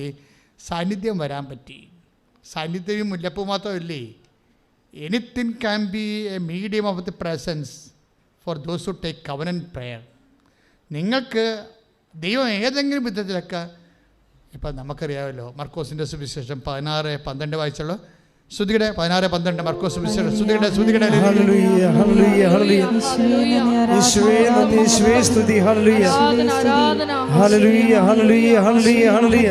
മർക്കോസ് 16:12 ഇതിനുശേഷം അവരിൽ രണ്ടുപേർ ഗ്രാമത്തിലേക്ക് നടന്നു പോകുമ്പോൾ അവൻ വേറൊരു രൂപത്തിൽ അവർക്ക് പ്രത്യക്ഷപ്പെട്ടു. അപ്പോൾ അമ്മ മാതാവ് ഇവിടെ പ്രത്യക്ഷപ്പെട്ട ഈ സിൽവർ ഗ്രേയിലെ അത് വിമല ഹൃദയമാണ് ഇവിടെ വെച്ചിരിക്കുന്നത്. സഭയ്ക്ക് അത് വെക്കാനേ നമുക്ക് ഔദ്യോഗികമായിട്ട് അനുവാദമുള്ളൂ. പക്ഷേ അമ്മ ഇങ്ങനെ അല്ലേ പ്രത്യക്ഷപ്പെട്ടെന്നറിയാം. അമ്മ എന്താണ്? സമയഘടികാരം എന്ന് വെച്ചാൽ 10:08 സൂചി കാണിച്ചാണ് പ്രത്യക്ഷപ്പെടുന്നത്. അതാണ് അവിടെ ഒരു മോഡൽ വെച്ചിരിക്കുന്നത്. അവിടെ പോയി ഒന്നും പ്രാർത്ഥിക്കരുത് കേട്ടോ. അത് പ്രാർത്ഥിക്കുന്ന സഭയുടെ അനുവാദം വേണം. സഭ അനുവദിച്ച് കഴിയുമ്പോൾ ആൾത്തറയിലേക്ക് അത് മാറ്റും. അതെന്താ സംഭവം എന്ന് വെച്ച് കഴിഞ്ഞാൽ, ഇപ്പം നമുക്ക് അനുവദനീയമായ വണക്കമായിട്ട് വെച്ചിരിക്കുന്ന തിരുസ്വരൂപം വിമല ഹൃദയമാണ്. അപ്പം അതുകൊണ്ട് വേറെ മാറ്റങ്ങളൊന്നുമില്ല. സഭയുടെ ഔദ്യോഗിക അംഗീകാരവും മെത്രാനാച്ച വന്ന് വ്യഞ്ചരിച്ചതാണ്. അപ്പോൾ അതുകൊണ്ട് എപ്പോഴും ഞാൻ പറഞ്ഞതിൻ്റെ കാരണം ഇപ്പം എന്താ നമ്മൾ വായിച്ചു കേട്ടത്? എന്താ 6:12 മർക്കോസിൻ്റെ സുവിശേഷം അല്ലേ? എന്താണ് ഈ 16:12 മർക്കോസിൻ്റെ സുവിശേഷം എന്താ പറയണത്? ഇതിന് ശേഷം അവർ ഗ്രാമത്തിലേക്ക് പോകുമ്പോൾ എന്ത് പറ്റി? ഈ ഗ്രാമത്തിലേക്ക് പോകുന്ന ആൾക്കാരുടെ അവസ്ഥ അറിയാമല്ലോ. അവർ ലൂക്കാൻ്റെ സുവിശേഷം പറയുന്നുണ്ട് കൃത്യമായിട്ട്, ഇവർ മ്ലാനവദനരായിട്ടാണ് പോണത്. കാര്യം ദുഃഖവെള്ളിയാഴ്ചയും കഴിഞ്ഞ് വലിയ ശനിയാഴ്ച വൈകുന്നേരമായിട്ട് കക്ഷിയുടെ പോണത്. അപ്പോൾ അവരുടെ മാനസികാവസ്ഥ അറിയാമല്ലോ. ക്ലയോഫസും പാർട്ടിയാണ് ഈ പോണത്. പക്ഷേ ബൈബിൾ എന്താ പറയണത്? പ്രത്യക്ഷപ്പെടേണ്ട വേറൊരു മോഡ് ഓഫ് അപ്പാരിഷനാണ് പറയണത്. 16:12. ഇതിന് ശേഷം അവർ രണ്ടുപേർ ഗ്രാമത്തിലേക്ക് പോവുകയായിരുന്നു. അപ്പോൾ എന്താ സംഭവിച്ചത്? അപ്പോൾ അവൻ വേറൊരു രൂപത്തിൽ. That is my point. ദൈവത്തിൻ്റെ പ്രസൻസ് നിനക്ക് ഏത് രൂപത്തിലും അനുഭവിക്കാൻ പറ്റും. മനസ്സിലായില്ലേ? മുല്ലപ്പൂ പ്രസൻസിൻ്റെ ഒരു അടയാളമാണ്. പലർക്കും അത് ഇപ്പോൾ ഒരു ആയിരക്കണക്കിന് മനുഷ്യർക്ക് ഇപ്പോൾ അങ്ങനെയുള്ള അനുഭവങ്ങൾ ഉണ്ടായിട്ടുണ്ട്. പക്ഷേ ഈ ബേബി കുര്യൻ അനുഭവം അതല്ല. ബേബി കുര്യന് ദൈവാനുഭവം ഉണ്ടാകണത് പുള്ളിക്കാരൻ ഈ ആരാധന കേട്ടുകൊണ്ടിരിക്കും. ഏത് ആരാധന? ഉടമ്പടി എടുത്തല്ലേ പുള്ളി. അപ്പോൾ ഉടമ്പടി ആരാധന ഇങ്ങനെ വെളിപാടിങ്ങനെ വന്നുകൊണ്ടിരിക്കുമല്ലോ. ഞാനീ പഠിച്ച കാര്യങ്ങളല്ലല്ലോ നിങ്ങളോട് പറയണത്. ഇവിടെ വെച്ച് ഈശോ ഇത് ലൈൻ ചേഞ്ച് ചെയ്ത് കൊടുക്കുന്നുണ്ടല്ലോ. പലപ്പോഴും ഞാൻ എൻ്റെ ധ്യാന ചിന്തകൾക്കൊപ്പമല്ല ഞാൻ സഞ്ചരിക്കണത്. കർത്താവിൻ്റെ ഇടയ്ക്ക് കുറേ സമയത്ത് വഴി ഇങ്ങനെ തിരിച്ച് വിടുന്നുണ്ട്. ട്രാഫിക് നല്ല രസമാണ് ഈ ഉടമ്പടി ധ്യാനം. അപ്പോൾ ബേബിക്കുര്യൻ്റെ പ്രശ്നം എന്താണ്? ബേബിക്കുര്യൻ ഒരു ഉടമ്പടി ധ്യാനം കൂടിക്കൊണ്ടിരിക്കുകയാണ്. അപ്പോൾ നമ്മൾ ഉടമ്പടി എടുത്ത ആൾക്കാരെല്ലാവരും ഉടമ്പടി ധ്യാനം മസ്റ്റായിട്ട് കൂടണം. കാര്യം ഉടമ്പടിയെക്കുറിച്ച് അറിയണതും ദൈവം സംസാരിക്കണതെല്ലാം ഈ ആരാധന സമയത്ത്. ഈ ആരാധന പുള്ളിക്കാരൻ കൂടി കൊടുക്കുന്ന സമയത്ത് എൻ്റെ സംസാരത്തിൽ നിന്ന് ഒരു സാക്ഷ്യം ഞാൻ വിചാരണ ചെയ്യണത് അദ്ദേഹം കേട്ട് അദ്ദേഹത്തിന് അതൊരു മറ്റൊരു രൂപത്തിൽ ദൈവത്തിൻ്റെ വെളിപാടായി മാറി. എന്താണ്? ഒരു മകളോട് അവൾ അച്ഛനെ കാണാൻ വന്നപ്പോൾ ഞാൻ അവളോട് പറഞ്ഞു, നീ റീ എക്സാം ചെയ്യേണ്ട, റീ വാല്യുവേഷന് കൊടുക്കാൻ പറഞ്ഞ്. അതാണ് വിഷയം. അവൾ റീ എക്സാം തോറ്റു വന്നിരിക്കുകയാണ്. തോറ്റു വന്നപ്പോഴും അവൾക്ക് റീ എവാലുവേഷൻ കൊടുത്ത ഒരു സ്കോപ്പില്ല, അവർക്കറിയാം. അതുകൊണ്ട് രണ്ടാമത്തെ എക്സാമിന് വേണ്ടി പ്രാർത്ഥിക്കാൻ വേണ്ടി വന്നപ്പോൾ അവളുടെ കാലത്ത് അയച്ചക്കല്ലേ കൈവച്ച് കഴിഞ്ഞപ്പോൾ കർത്താവ് നിൽക്കുന്നൊരു നോട്ടാണ് റീവാലുവേറ്റിന് കൊടുക്കാൻ പറഞ്ഞു. അച്ഛാ അത് പരീക്ഷ എഴുതണ്ട, റീവാലുവേഷൻ കൊടുക്കാൻ പറഞ്ഞു. അപ്പോൾ റീവാലുവേഷൻ കൊടുത്തപ്പോൾ അവർ 20 മാർക്ക് കിട്ടി കൂടുതൽ. അപ്പോൾ അവൾ കവറായി, എക്സാം എഴുതാതെ കഴിഞ്ഞു. ആ സാക്ഷ്യമാണ് ഞാൻ പറഞ്ഞുകൊണ്ടിരിക്കുന്നത്. പക്ഷേ ബേബി കുര്യന് ഇത് ഈ IELTS എഴുതിയ കാര്യമാണ് ഞാൻ പറഞ്ഞെങ്കിലും പുള്ളിക്കാരന് ആ ഒരു മീഡിയത്തിലൂടെ കർത്താവ് വേറെ ഒരു മെസ്സേജ് കൊടുത്ത് വേറൊരു രൂപത്തിൽ പ്രത്യക്ഷപ്പെടുമെന്ന് പറയത്തില്ലേ, അതുപോലെ എന്താ പറഞ്ഞിരിക്കുന്നത്? റീവാലുവേഷൻ കഴിഞ്ഞ പരീക്ഷയുടെ വീണ്ടും ഒരു പരീക്ഷ അതിലേക്ക് പോകുന്നതിന് പകരം പഴയ പരീക്ഷ തന്നെ റീവാലുവേറ്റ് ചെയ്യുക. അപ്പോൾ വേഗൂരിന് അതിനകത്ത് കിട്ടുന്ന മെസ്സേജ് എന്താണ്? പണ്ട് സ്ഥലം കാണാൻ വന്ന കക്ഷിയില്ലേ, വേണ്ടെന്ന് പറഞ്ഞു പോയവരാ, അവരൊന്ന് വിളിക്കാൻ നോക്കി. അതാണ് വേറൊരു രൂപം. ദൈവം ശ്രദ്ധയോടുകൂടി വേണം ദൈവത്തിന് ഇവിടെ സഞ്ചരിക്കാൻ. എങ്ങനെയും നിന്നെ ഹെൽപ്പ് ചെയ്യും. നീ അറിയണം. നീ ഇങ്ങനെ ചുമ്മാ ഒരു ഇൻഫർമേഷന് പോകേണ്ടി ഇതൊക്കെ കാണുമ്പോഴാണ് പ്രശ്നം വേണ്ടത്. ദൈവത്തിൻ്റെ സാന്നിധ്യത്തെക്കുറിച്ച് നിനക്ക് കൃത്യമായൊരു സീരിയസ് ആയിട്ടുള്ള ഒരു ബോധത്തിൽ ബേബിക്കുര്യൻ പറഞ്ഞാൽ റീവാലുവേഷന് കൊടുത്തു. അതുപോലെ തന്നെ എൻ്റെ സ്ഥലം നോക്കാൻ പറഞ്ഞ് വേണ്ടെന്ന് പറഞ്ഞൊരു കക്ഷിയുണ്ടല്ലോ, 10 പേരാ മറ്റോ വന്ന് പോയതാണല്ലോ, ഒരാളെ വിളിച്ച് നോക്കുക. അയാൾ വേണ്ടെന്നാണ് പറഞ്ഞത്. എന്നാലും ഒന്ന് റീവാലുവേഷൻ ഇപ്പം അച്ഛൻ പറഞ്ഞല്ല. അപ്പം ഈശോ അയാൾക്ക് കൊടുത്ത വേറൊരു രൂപമാണ്, ദൈവസന്ദേശത്തിൻ്റെ വേറൊരു രൂപം. അയാൾ വേണ്ടെന്നും പറഞ്ഞ് പോയ കക്ഷിയെ വീണ്ടും ഇയാളെ കറക്കി മൊബൈലിൽ വിളിക്കും. അപ്പം അയാൾ ചോദിക്കും എന്താ വിളിച്ചതെന്ന് ചോദിക്കും. അപ്പോൾ പറഞ്ഞ് സ്ഥലത്തിൻ്റെ കാര്യം പറയാൻ. ഓ വിറ്റില്ലേ, അത് വിറ്റില്ല ചേട്ടാ, ഞാൻ കടത്തിലാണെന്ന് പറഞ്ഞു. വലിയൊരു സ്ഥലം എടുക്കാൻ പോണവർ നമ്മൾ കടത്തിലാണെന്ന് പറയുക, പിന്നെ ആരും ഇട്ടുപിടിക്കല്ലേ ഉള്ളു. എന്താ ഇപ്പോഴത്തെ പ്രോബ്ലം എന്താണെന്ന് ചോദിച്ചു. ചേട്ടാ ഒരു 10 ലക്ഷം രൂപ കിട്ടിയാൽ നിൽക്കാൻ പറ്റുമെന്ന് പറയും. അപ്പോൾ അയാളെടുത്ത് വായിക്കാൻ പറയും, കുഴപ്പമില്ല 2 ദിവസം കഴിയുമ്പോൾ എന്നെ വിളിക്കാൻ പറയും. അപ്പോൾ 2 ദിവസം കഴിയുമ്പോൾ വൈഫും എടുത്തുകൊണ്ട് ഡബിൾ ഉടമ്പടി നിൽക്കുകയല്ലേ. വൈഫിനോട് പറയാം, വൈഫും ഇയാളും വേറെ മാർഗ്ഗമില്ലല്ലോ, ഈ കാശുരം ഞെക്കിപ്പിടിച്ച് വിശ്വാസപ്രമാണം ചൊല്ലി കർത്താവിൻ്റെ കയ്യേത് പിടിക്കണ പോലെ അല്ല കാശുരത്തിൽ പിടിക്കുന്ന ആൾക്കാർ. അതൊരു വിശ്വാസപ്രമാണമല്ല ആക്ടിവിറ്റി ചെയ്യണത്. നമ്മളെന്താ പറയണത്? ഏകദൈവത്തിൽ ഞാൻ വിശ്വസിക്കുന്നതല്ലേ പറയണേ, അല്ലേ? അപ്പം അതിൻ്റെ അകത്ത് ഓരോ വാക്കിനും ഭയങ്കര ഇടിവിട്ട് വിലയണേ. അത് പറഞ്ഞപ്പോൾ ഈ 2 ദിവസം കഴിഞ്ഞപ്പോൾ ഈ മനുഷ്യൻ ഇയാളുടെ വീട്ടിൽ വന്നിട്ട് ഇവിടെ കടം മുഴുവനും അങ്ങോട്ട് ഇളച്ച് കാശ് കൊടുക്കും. Price the Lord. ഹല്ലേലൂയ ഹല്ലേലൂയ ഹല്ലേലൂയ. ഇത് അതായത് അയാൾ പറഞ്ഞ കഥാശിക്കുന്ന നമ്മൾ ഞെട്ടിപ്പോവും. ഒരു മെസ്സേജ് വന്ന വഴി കണ്ടില്ലേ നിങ്ങൾ? ദ പ്രസൻസ് ഓഫ് ഗോഡ്, ദൈവത്തിൻ്റെ സാന്നിധ്യം. ILTSൻ്റെ സാക്ഷ്യം കേട്ടതാണ് വിഷയമേ. അത് വേറൊരു രൂപത്തിൽ ആ മനുഷ്യൻ രക്ഷപ്പെടാനുള്ള മാർഗമായിട്ട് പരിശുദ്ധാത്മാവ് റീമോൾഡ് ചെയ്ത് റൂട്ട് ചെയ്ത് കൊടുക്കുകയാണ്. ദൈവത്തെ നിങ്ങളെ എങ്ങനെയും നയിക്കാൻ പറ്റും. ഇപ്പം ബേബി എന്താ ഇത് ആദ്യം ചെയ്യാൻ വരുന്നേ, ചെയ്യത്തില്ല. കാര്യം ഇയാൾ വൈഫിനെ കൊണ്ട് ഉടമ്പടി എടുപ്പിച്ചിട്ട് പുള്ളി പഴയ കലാപരിപാടികൾ നടക്കുകയില്ല ഞാൻ. അപ്പോൾ അതുകൊണ്ട് ദൈവ സാന്നിധ്യം ഉണ്ട്, പക്ഷേ അനുഭവിക്കാൻ പറ്റണില്ല. പക്ഷേ ഇയാൾ സത്യസന്ധമായിട്ട് ദൈവത്തോട് മുട്ടിക്കഴിഞ്ഞപ്പോൾ ദൈവം ആരാണെന്ന് മനസ്സിലാക്കാൻ തുടങ്ങി. റീവാലുവേഷൻ ഒരു മെസ്സേജാണ്. അത് എടുത്തിട്ട് അദ്ദേഹത്തിന് കിട്ടിയ മെസ്സേജ് എന്താണ്? വേണ്ടെന്ന് പറഞ്ഞു പോയ ആൾക്കാരെ തിരിച്ച് വിളിക്കുക. ആ വിളിച്ചാൾ കറക്റ്റായിരുന്നു.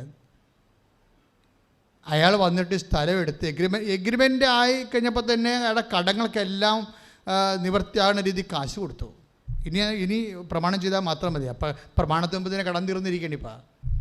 ഇത്രയും സ്പീഡായിട്ടാണ് ഇത് വർക്ക് ചെയ്യണത്. അപ്പോൾ എൻ്റെ മക്കളിത് കേൾക്കുമ്പോൾ കുറച്ചുകൂടി സീരിയസ് ആകാനും സിൻസിയറാകാനും പ്രാർത്ഥികർത്താവ് കർത്താവായ ദൈവമേ, ഉടമ്പടിയോട് കൂടുതൽ ഗൗരവത്തോടുകൂടിയും ആത്മാർത്ഥതയോടെയും ഉടമ്പടിയെ സമീപിക്കാൻ എന്നെ ആശീർവദിക്കണം. ശ്രുതികട്ടെ ഹല്ലേലൂയ. പരമദിവ്യകാരുണ്യത്തിന്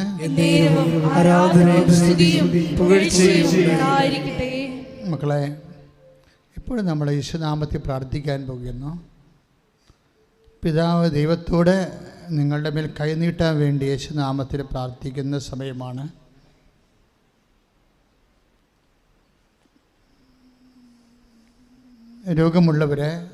രോഗമുള്ളിടത്ത് ഈശോയുടെ നാമത്തിൽ കൈകൾ വെച്ച്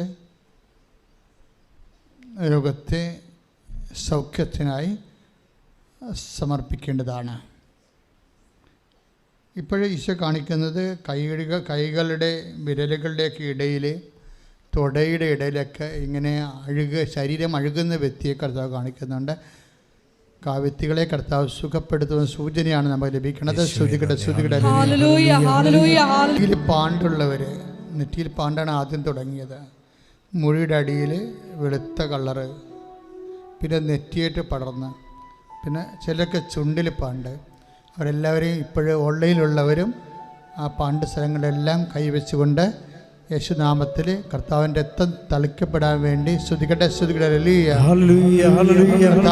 നിന്റെ ഉന്നതമായ നാമത്തിൽ പ്രാർത്ഥിക്കുന്ന വിസർപ്പ രോഗികള്, ത്വക്ക് രോഗികള്, അപ്പാ പിതാവേ, നിന്റെ പുത്രനായ യേശുക്രിസ്തു നാമത്തിൽ ഞങ്ങൾ പ്രാർത്ഥിക്കുന്ന നിന്റെ കൈകൾ അവിടെ മേൽ നീട്ടിക്കൊണ്ട് അവരെ സൗഖ്യപ്പെടുത്തണമേ. ശ്രദ്ധിക്കട്ടെ. വിസർപ്പ രോഗമുള്ളവരെ, വേരിക്കോസിൻ്റെ അസുഖമുള്ളവരെ, വാതരോഗികളെ, മസിൽ ചുരുങ്ങുന്നവരെ, മസിൽ ബലക്ഷയമായിട്ടിരിക്കുന്നവരെ, എപ്പോഴും ഒരു തരം വിഷപ്പൊട്ടിൻ്റെ അലർജികളുണ്ടാകുന്നവരെ, പൊറുക്കാത്ത വ്രണമുള്ളവർ, കാല് വിണ്ടു കീറുന്നവർ, പലതരത്തിലുള്ള ഇരിച്ചിലും പുകച്ചിലും അനുഭവിക്കുന്നവർ, അവിടെ മേലെല്ലാം കർത്താവിൻ്റെ രക്തം തളിക്കപ്പെടാൻ വേണ്ടി സ്തുതിക്കട്ടെ. നിന്റെ ഉന്നതമായ നാമത്തിന് സ്തോത്രം ചെയ്യുന്ന കർത്താവേ, അപ്പാ പിതാവേ, അങ്ങേപ്പോൾ തന്നെ യേശുക്രിസ്തു നാമത്തിൽ ഞങ്ങൾ പ്രാർത്ഥിക്കുന്ന അവിടുത്തെ അവകാശമോഹര്യമായ തിരുസഭയിലെ വേദനപ്പെടുന്നവരും കർത്താവിനെ നിന്റെ നാമത്തെ വിളിച്ച് അപേക്ഷിക്കുന്ന എല്ലാത്തരം മക്കളുടെ മേലും ദൈവത്തിൻ്റെ കാരുണ്യം ചൊരിയട്ടെ. യേശുക്രിസ്തു നാമത്തിൽ സൗഖ്യം പ്രാപിക്കട്ടെ.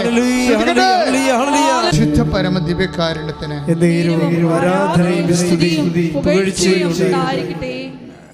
ചുരുക്കമുള്ളവരെ, ഞരമ്പിൻ്റെ ചുരുക്കമുള്ളവരെ, ഞരമ്പിന് ബൾജ്, ചില സ്ഥലങ്ങളിൽ ഇങ്ങനെ ബൾജ് ചെയ്ത് ബലൂൺ ഇങ്ങനെ ഇടക്കൊണ്ട് ഇങ്ങനെ വീഴ്ത്തിയിരിക്കണ പോലെ നമ്മൾ കാണത്തില്ലേ? ചില ബലൂൺ ഇങ്ങനെ പൊട്ടിച്ച് കഴിയുമ്പോൾ ഇടക്കൊണ്ട് വീർത്തിക്കണ പോലെ അങ്ങനെ ഒരു സന്ദേശമാണുള്ളത്. ഇപ്പം ഇടകൊണ്ട് വാൽവുകൾ വീർത്തിരിക്കുന്നവരുണ്ട്, സൂക്ഷിച്ചു പോയവരുണ്ട്. ഞരമ്പുകളുടെ കാര്യമാണ് ഈ പറയണത്. അങ്ങനെയുള്ള രോഗികൾക്ക് വേണ്ടി പ്രാർത്ഥിക്കാൻ പരിശുദ്ധാത്മാവിൻ്റെ പ്രചേരണയുണ്ട്. നിങ്ങളെ സ്തുതിക്കട്ടെ.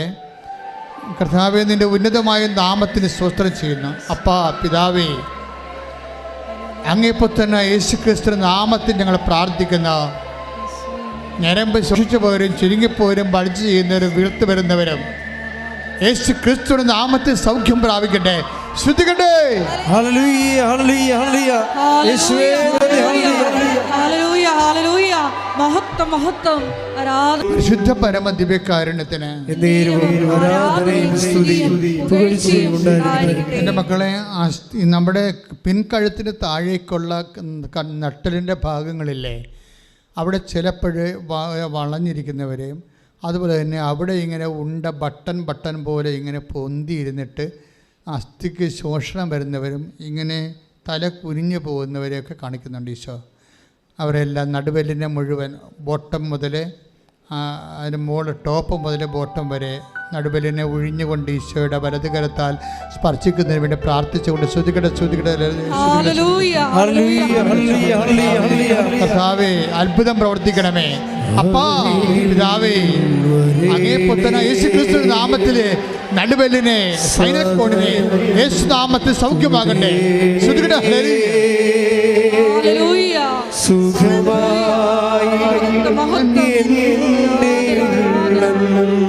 അരികിൽ വരണമേ, അരികിൽ വരേണേ, സദയം തൊടേണേ, സുഖമായിടും എൻ്റെ ഉള്ളം. പരിശുദ്ധ പരമ ദിവ്യകാരുണ്യത്തിന് ആരാധനയും സ്തുതിയും പുകഴ്ചയും ഉണ്ടായിരിക്കട്ടെ. പരിശുദ്ധ പരമ ദിവ്യകാരുണ്യത്തിന് ആരാധനയും സ്തുതിയും പുകഴ്ചയും ഉണ്ടായിരിക്കട്ടെ. ഹൃദയരോഗികൾ, വാൽവിന് ചുരുക്കമുള്ളവർ, വാല് ബ്ലോക്കായിരിക്കുന്നവർ, കരൾ രോഗികൾ, അതുപോലെ തന്നെ മഹോദര രോഗികൾ, കരൾ വീക്കമുള്ളവർ, കിഡ്നി ചുരുക്കമുള്ളവർ, കിഡ്നിയിൽ കല്ലുള്ളവർ,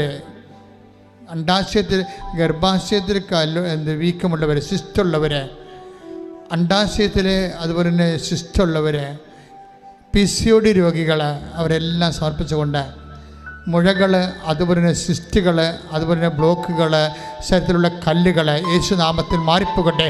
ശ്രദ്ധിക്കട്ടെ, ശ്രദ്ധിക്കട്ടെ,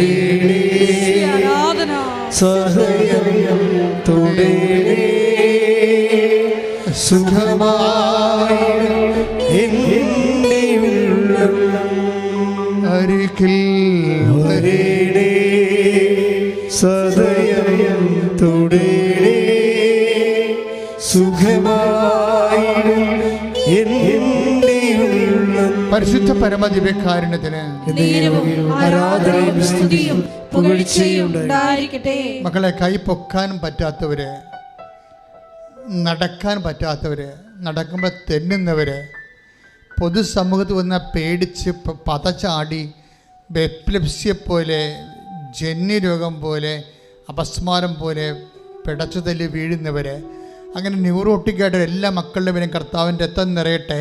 പിതാവിൻ്റെയും പുത്രൻ്റെയും പരിശുദ്ധാത്മാവിൻ്റെയും നാമത്തെ പ്രാർത്ഥിക്കുന്ന അവരെ ഞരമ്പ് രോഗികളിലെ, മസ്തിഷ്ക രോഗികളിലെ, മനോരോഗികളിലെ, അപസ്മാ രോഗികളെ, എപ്പിലെപ്സി രോഗികളിലെ, ഓട്ടിസം രോഗികളിലെ കർത്താവിൻ്റെ രക്തം നിറയട്ടെ, കർത്താവിൻ്റെ രക്തം നിറയട്ടെ.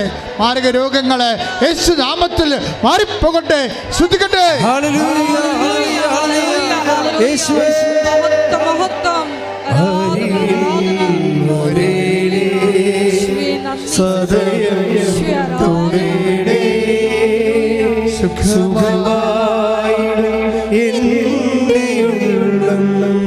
അരികിൽ വരണേ, അരികിൽ വരേണേ, സദയം തൊടേണേ, സുഖമായിടും എൻ്റെ ഉള്ളം. പരിശുദ്ധ പരമദിവ്യകാരുണ്യത്തിന് ആരാധനയും സ്തുതിയും പുകഴ്ചയും ഉണ്ടായിരിക്കട്ടെ.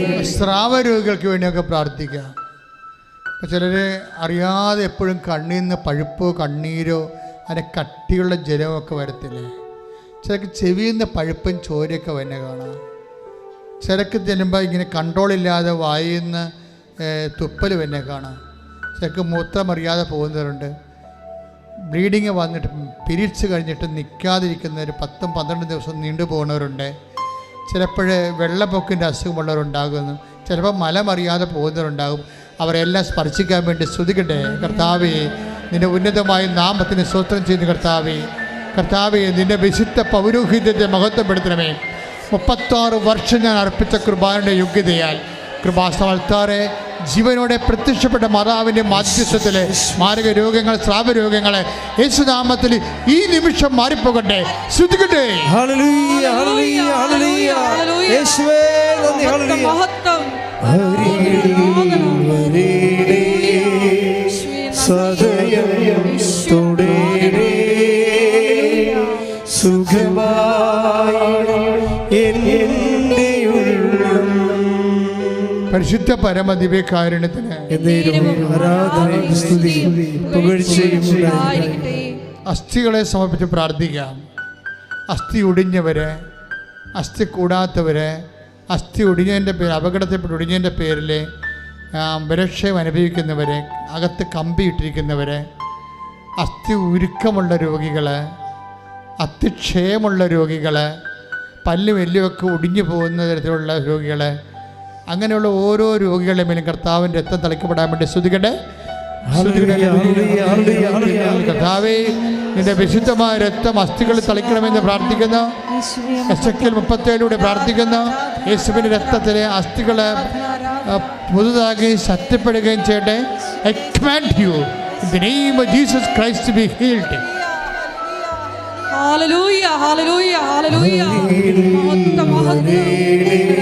ആരാധന, സദയം തുടരേ സുഖമായി എൻ്റെ ഉള്ളം. പരിശുദ്ധ പരമദിവ്യകാരുണ്യത്തിന് ആരാധനയും സ്തുതിയും പുകഴ്ചയും ഉണ്ടായിരിക്കട്ടെ. മുട്ട നിൽക്കുക. ഇപ്പോൾ നമ്മൾ ജോലിയില്ലാത്തവർക്ക് വേണ്ടി പ്രാർത്ഥിക്കുന്ന സമയമാണ്. സാമ്പത്തിക ബാധ്യതയുള്ളവരെ, വിസ പ്രോസസ്സിങ്ങിൽ ബ്ലോക്കായി പോയവരെ, യൂണിവേഴ്സിറ്റി എമൗണ്ട് എല്ലാം സെൻഡ് ചെയ്തു, പക്ഷെ നമുക്ക് വിസ അടിച്ചു വരണില്ല, റിജക്റ്റ് ചെയ്തുകൊണ്ടിരിക്കുന്നു പല പല കാരണങ്ങളാൽ. ഇതൊരു അഡ്മിഷൻ ആകാത്തവരുണ്ട്. വിദ്യാഭ്യാസ മേഖലകളിൽ ഉപരി വിദ്യാഭ്യാസത്തിനും വിദേശ വിദ്യാഭ്യാസത്തിനുമൊക്കെ അഡ്മിഷൻ ആകാത്തവരെ, ജോലിക്ക് വേണ്ടി വിദേശത്ത് ജോലിക്ക് വേണ്ടി പാസ്പോർട്ടിനും കുഞ്ഞുങ്ങൾക്ക് പാസ്പോർട്ട് കിട്ടാത്തവരുണ്ട്. കുഞ്ഞുങ്ങൾ ഇവിടെ പോയതിൻ്റെ പേരിൽ വളരെ ടെക്നിക്കലായിട്ടുള്ള ഒത്തിരിയേറെ പ്രയാസങ്ങളിൽ മനുഷ്യരെ ജീവിതം മുഴുവനും അതിനുവേണ്ടി ഒഴിഞ്ഞു വെക്കേണ്ടി വരുന്നവർ, കുഞ്ഞിനെ കൊണ്ടുവരാൻ ഇങ്ങോട്ട് അപ്പനെയും അമ്മയ്ക്കും വരാൻ പറ്റണില്ല, അങ്ങോട്ട് കൊണ്ടേ കൊടുക്കണം, അതിന് വിസ കിട്ടണില്ല.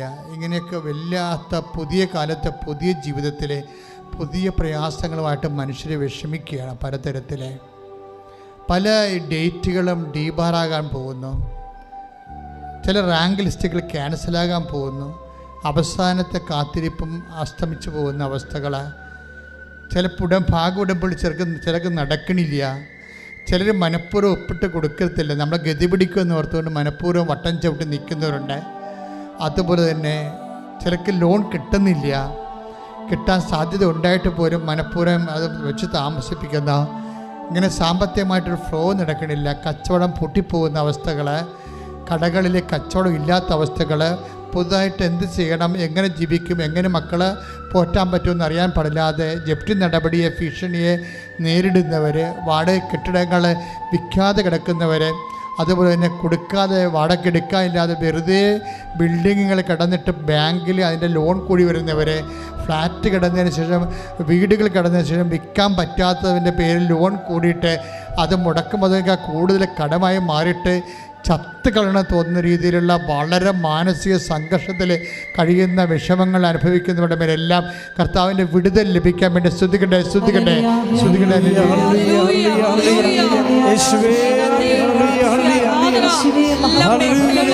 നിന്റെ ഉന്നതമായ നാമത്തിൽ 36 കൊല്ലം അനുഭവത്തെ കുമാരന്റെ യോഗ്യതയാൽ കൃപാസ്ഥാനം ജീവനോടെ പ്രത്യക്ഷപ്പെട്ട മാതാവിന്റെ മധ്യസ്ഥത്തിലെ എല്ലാവിധ തടസ്സങ്ങളും യേശുനാമത്തിൽ നീങ്ങിപ്പോകട്ടെ എന്ന് പ്രാർത്ഥിക്കുന്ന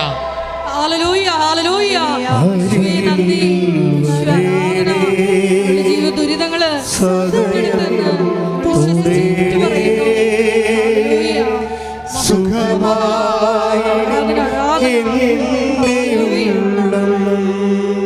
പരിശുദ്ധ പരമ ദിവ്യകാരുണ്യത്തിന്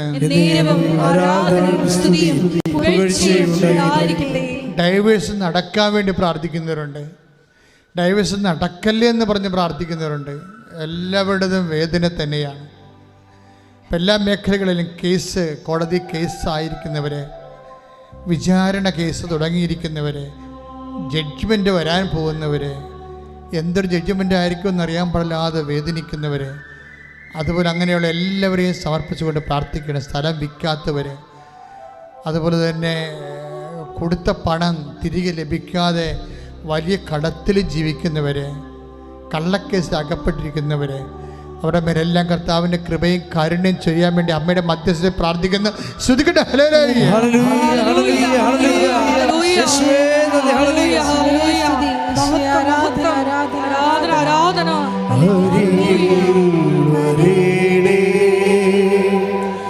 സദയം തുടരേ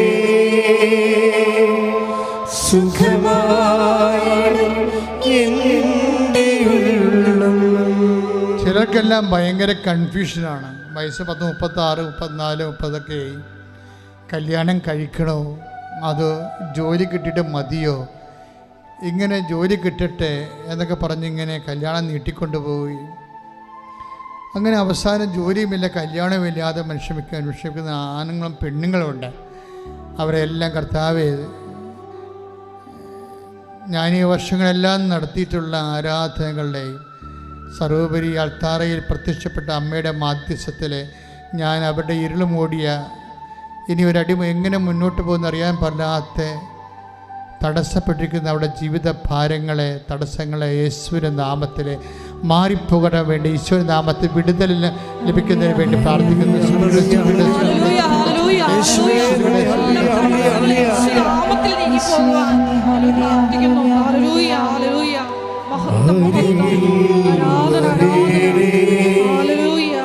സദയം തുടരേ സുഖമായി എൻ്റെ ഉള്ളം.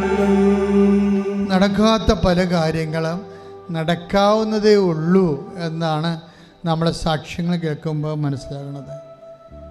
കഴിഞ്ഞ ദിവസം ഒരു സാക്ഷ്യം യൂട്യൂബിൽ കിട്ടിയിട്ടുണ്ട്. നമ്മൾ ആ ചേച്ചി കല്യാണം കഴിച്ച് വന്നതിന് ശേഷം 40 കൊല്ലമായെന്ന് തോന്നുന്നു, ഇന്ന് വരെ മര്യാദക്ക് അവരുടെ വീട്ടിലോട്ട് പോകാൻ പറ്റണില്ല, വഴിയില്ല. അത് തന്നെ പ്രശ്നം. അപ്പോൾ അവർ അമ്മയോട് വന്ന് കണ്ണീരോടെ പറഞ്ഞു, അമ്മയെ വഴിയില്ല, 40 കൊല്ലമായി എൻ്റെ കുഞ്ഞുങ്ങളുടെ കല്യാണത്തിന് പോലും നടക്കാത്തൊരവസ്ഥയാണ്, വഴിയില്ലാത്ത വീട്ടിൽ പെണ്ണ് കൊടുക്കുകയും ചെറുക്കൻ കൊടുക്കുകയില്ല. അതുകൊണ്ട് ഞാൻ വളരെ വേദനിക്കുന്നെന്ന് പറഞ്ഞൊരു ഉടമ്പടി എടുത്തിട്ട് പോയിട്ട് അമ്മയുടെ മാധ്യസ്ഥയിൽ വെഞ്ചരിച്ച ഈശോയുടെ നാമത്തിൽ വെഞ്ചരിച്ച ഉപ്പ് കൊണ്ടുപോയി ആ വഴിയിലിടും. വെറുതെ കണ്ടവൻ്റെ വഴിയാണ്. പക്ഷേ 10 ദിവസത്തിനുള്ളിലാണ് അത് പുറമ്പോക്കായിട്ട് ഗവൺമെൻറ് പ്രഖ്യാപിക്കുന്നത്. എന്നിട്ട് ഇവർക്ക് 12 അടി വഴിയുള്ള വഴി കൊടുക്കും. Price the Lord. ആ സാക്ഷിയൊക്കെ നിങ്ങളൊന്ന് കേൾക്കണം. അപ്പോൾ ഞാൻ ഓർക്കുന്നത് 40 വർഷമായിട്ട് അവർ കല്യാണം കഴിച്ച് വന്നിട്ട്, അപ്പോൾ അതൊക്കെ മുമ്പ് ആ വഴിയില്ലാത്തൊരു വീടാണത്. Somebody should there to advocate. ദൈവത്തിൻ്റെ മുമ്പിൽ പിടിപാടുള്ള ആരെങ്കിലും ഉണ്ടായാൽ നടക്കാവുന്ന കാര്യങ്ങളേ ഉള്ളല്ല. Praise the Lord. സ്തുതിക്കട്ടെ. ഹല്ലേലൂയ. സ്തുതിക്കട്ടെ. സ്തുതിക്കട്ടെ. ഹല്ലേലൂയ. ഞങ്ങളുടെ ജീവിത പ്രഖ്യാപിച്ചുകൊണ്ട് മുന്നോട്ട് പോകുവാൻ കൃപ നൽകണമേ. ഹല്ലേലൂയ.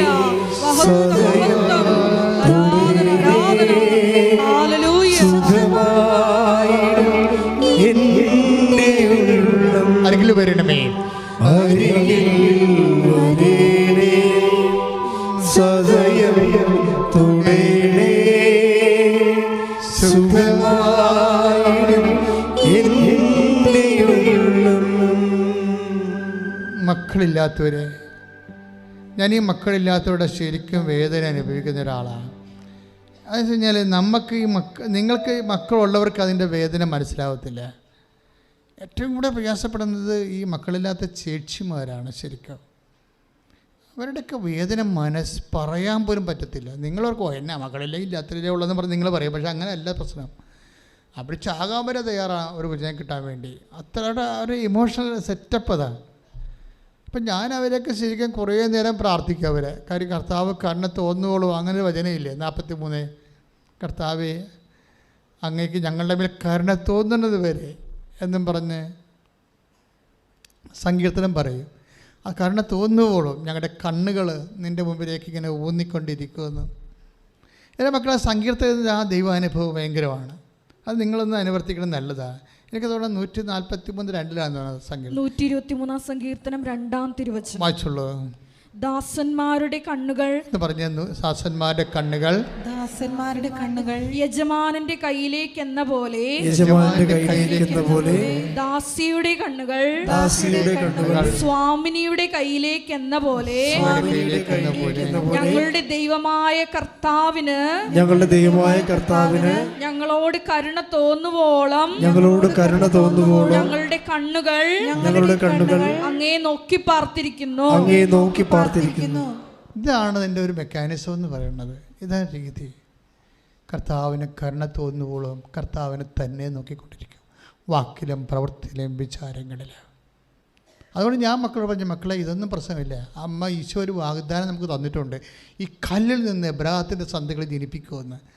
ഞാനിങ്ങനെ ഇവിടം വരെ വന്നത് എങ്ങനെയാണെന്നറിയാമോ? ഈ വചനം ഞാൻ അതുപോലെ വിശ്വസിക്കും.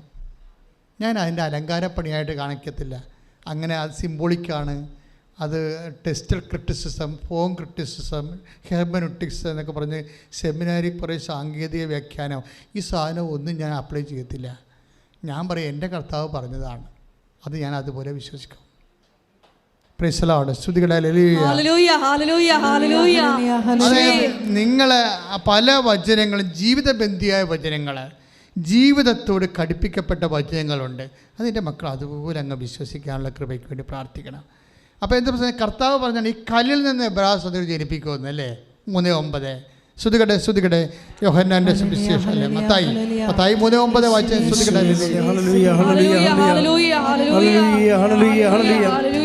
മത്തായി 3:9. ഞങ്ങൾക്ക് പിതാവായി അബ്രഹാമുണ്ടെന്ന് പറഞ്ഞ് അഭിമാനിക്കേണ്ട.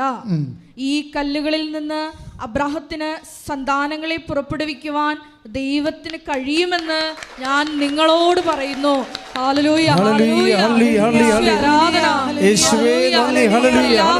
ദമ്പതികളെ പ്രത്യേകമായിട്ട് സമർപ്പിച്ച് പ്രാർത്ഥിക്കുന്നു. ഈശോയെ അവർക്ക് കുഞ്ഞുങ്ങളെ നൽകി അനുഗ്രഹിക്കണമേ എന്ന് പ്രാർത്ഥിക്കുന്നു. ഹല്ലേലൂയ. പരിശുദ്ധ പരമദിവ്യകാരുണ്യത്തിന് ആരാധനയും സ്തുതിയും പുകഴ്ചയും ഉണ്ടായിരിക്കട്ടെ. ചില വചനങ്ങൾ അഭിഷേകമായി എരന്ന് വാങ്ങിക്കണം ദൈവത്തിലേക്ക് എന്ന്. ചില നടക്കാത്ത കാര്യങ്ങളില്ലേ, അതിൻ്റെ ഒരു വചനമാണിത്. ഇപ്പം നിന്നോട് പറയും, നിനക്ക് സിൽ പോയിൻറ്റ്സ് ഇല്ല, നിൻ്റെ മൂത്ത മകളുടെ ലോൺ ഇതുവരെ അടച്ചിട്ടില്ല, തിരിച്ചടച്ചിട്ടില്ല, അതുകൊണ്ട് ഇളയ മകൾക്ക് ലോൺ തരികയില്ല, സിവിൽ പോയിൻറ്റ്സ് ഇല്ലെന്ന് പറഞ്ഞ് ബാങ്കുകാരെ നിന്നെ തള്ളിവിടും. അപ്പോൾ നീ പറയണം, ഈ കല്ലിൽ നിന്ന് എബ്രായ സന്തതികളെ ജനിപ്പിക്കാൻ എൻ്റെ ദൈവത്തിന് കഴിയുമെന്ന്. ശ്രുതികട്ടെ.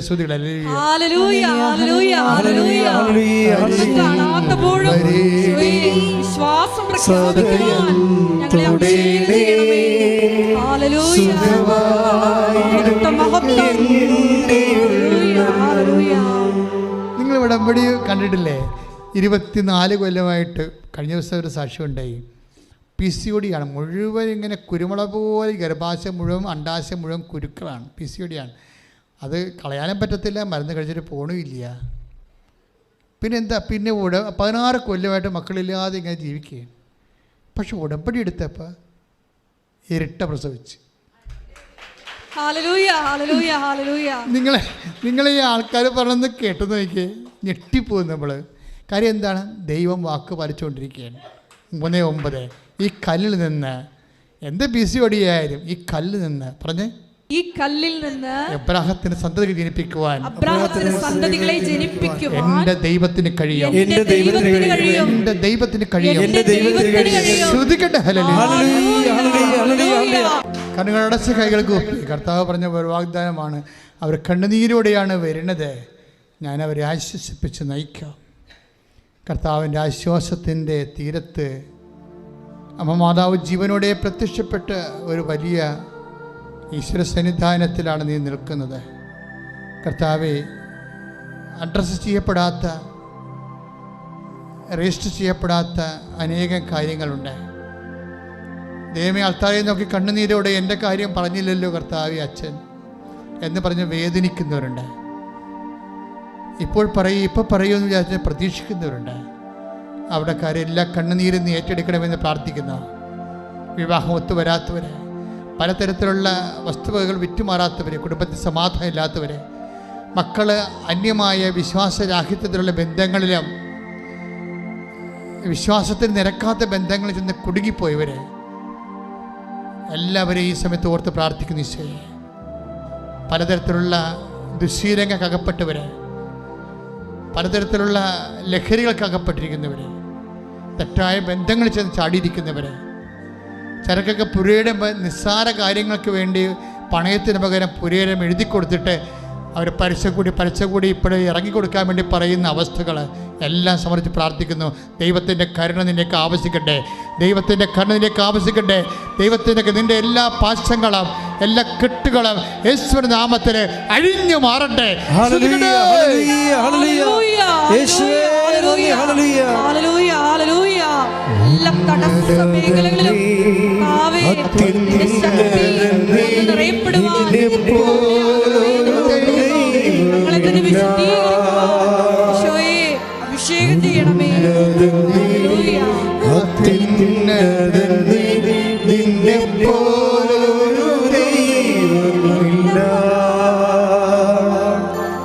അത്ഭുതമാ അതിശയമാ നീ മാത്രമേ ദൈവമെന്നും.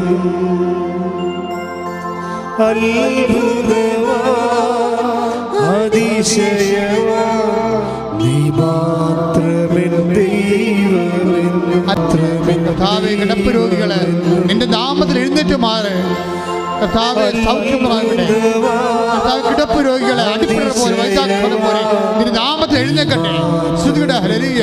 കർത്താവേ, കിടപ്പ് രോഗികളെ അത്ഭുതകരമായി നിന്റെ നാമത്തിൽ എഴുന്നേറ്റ് നടക്കട്ടെ.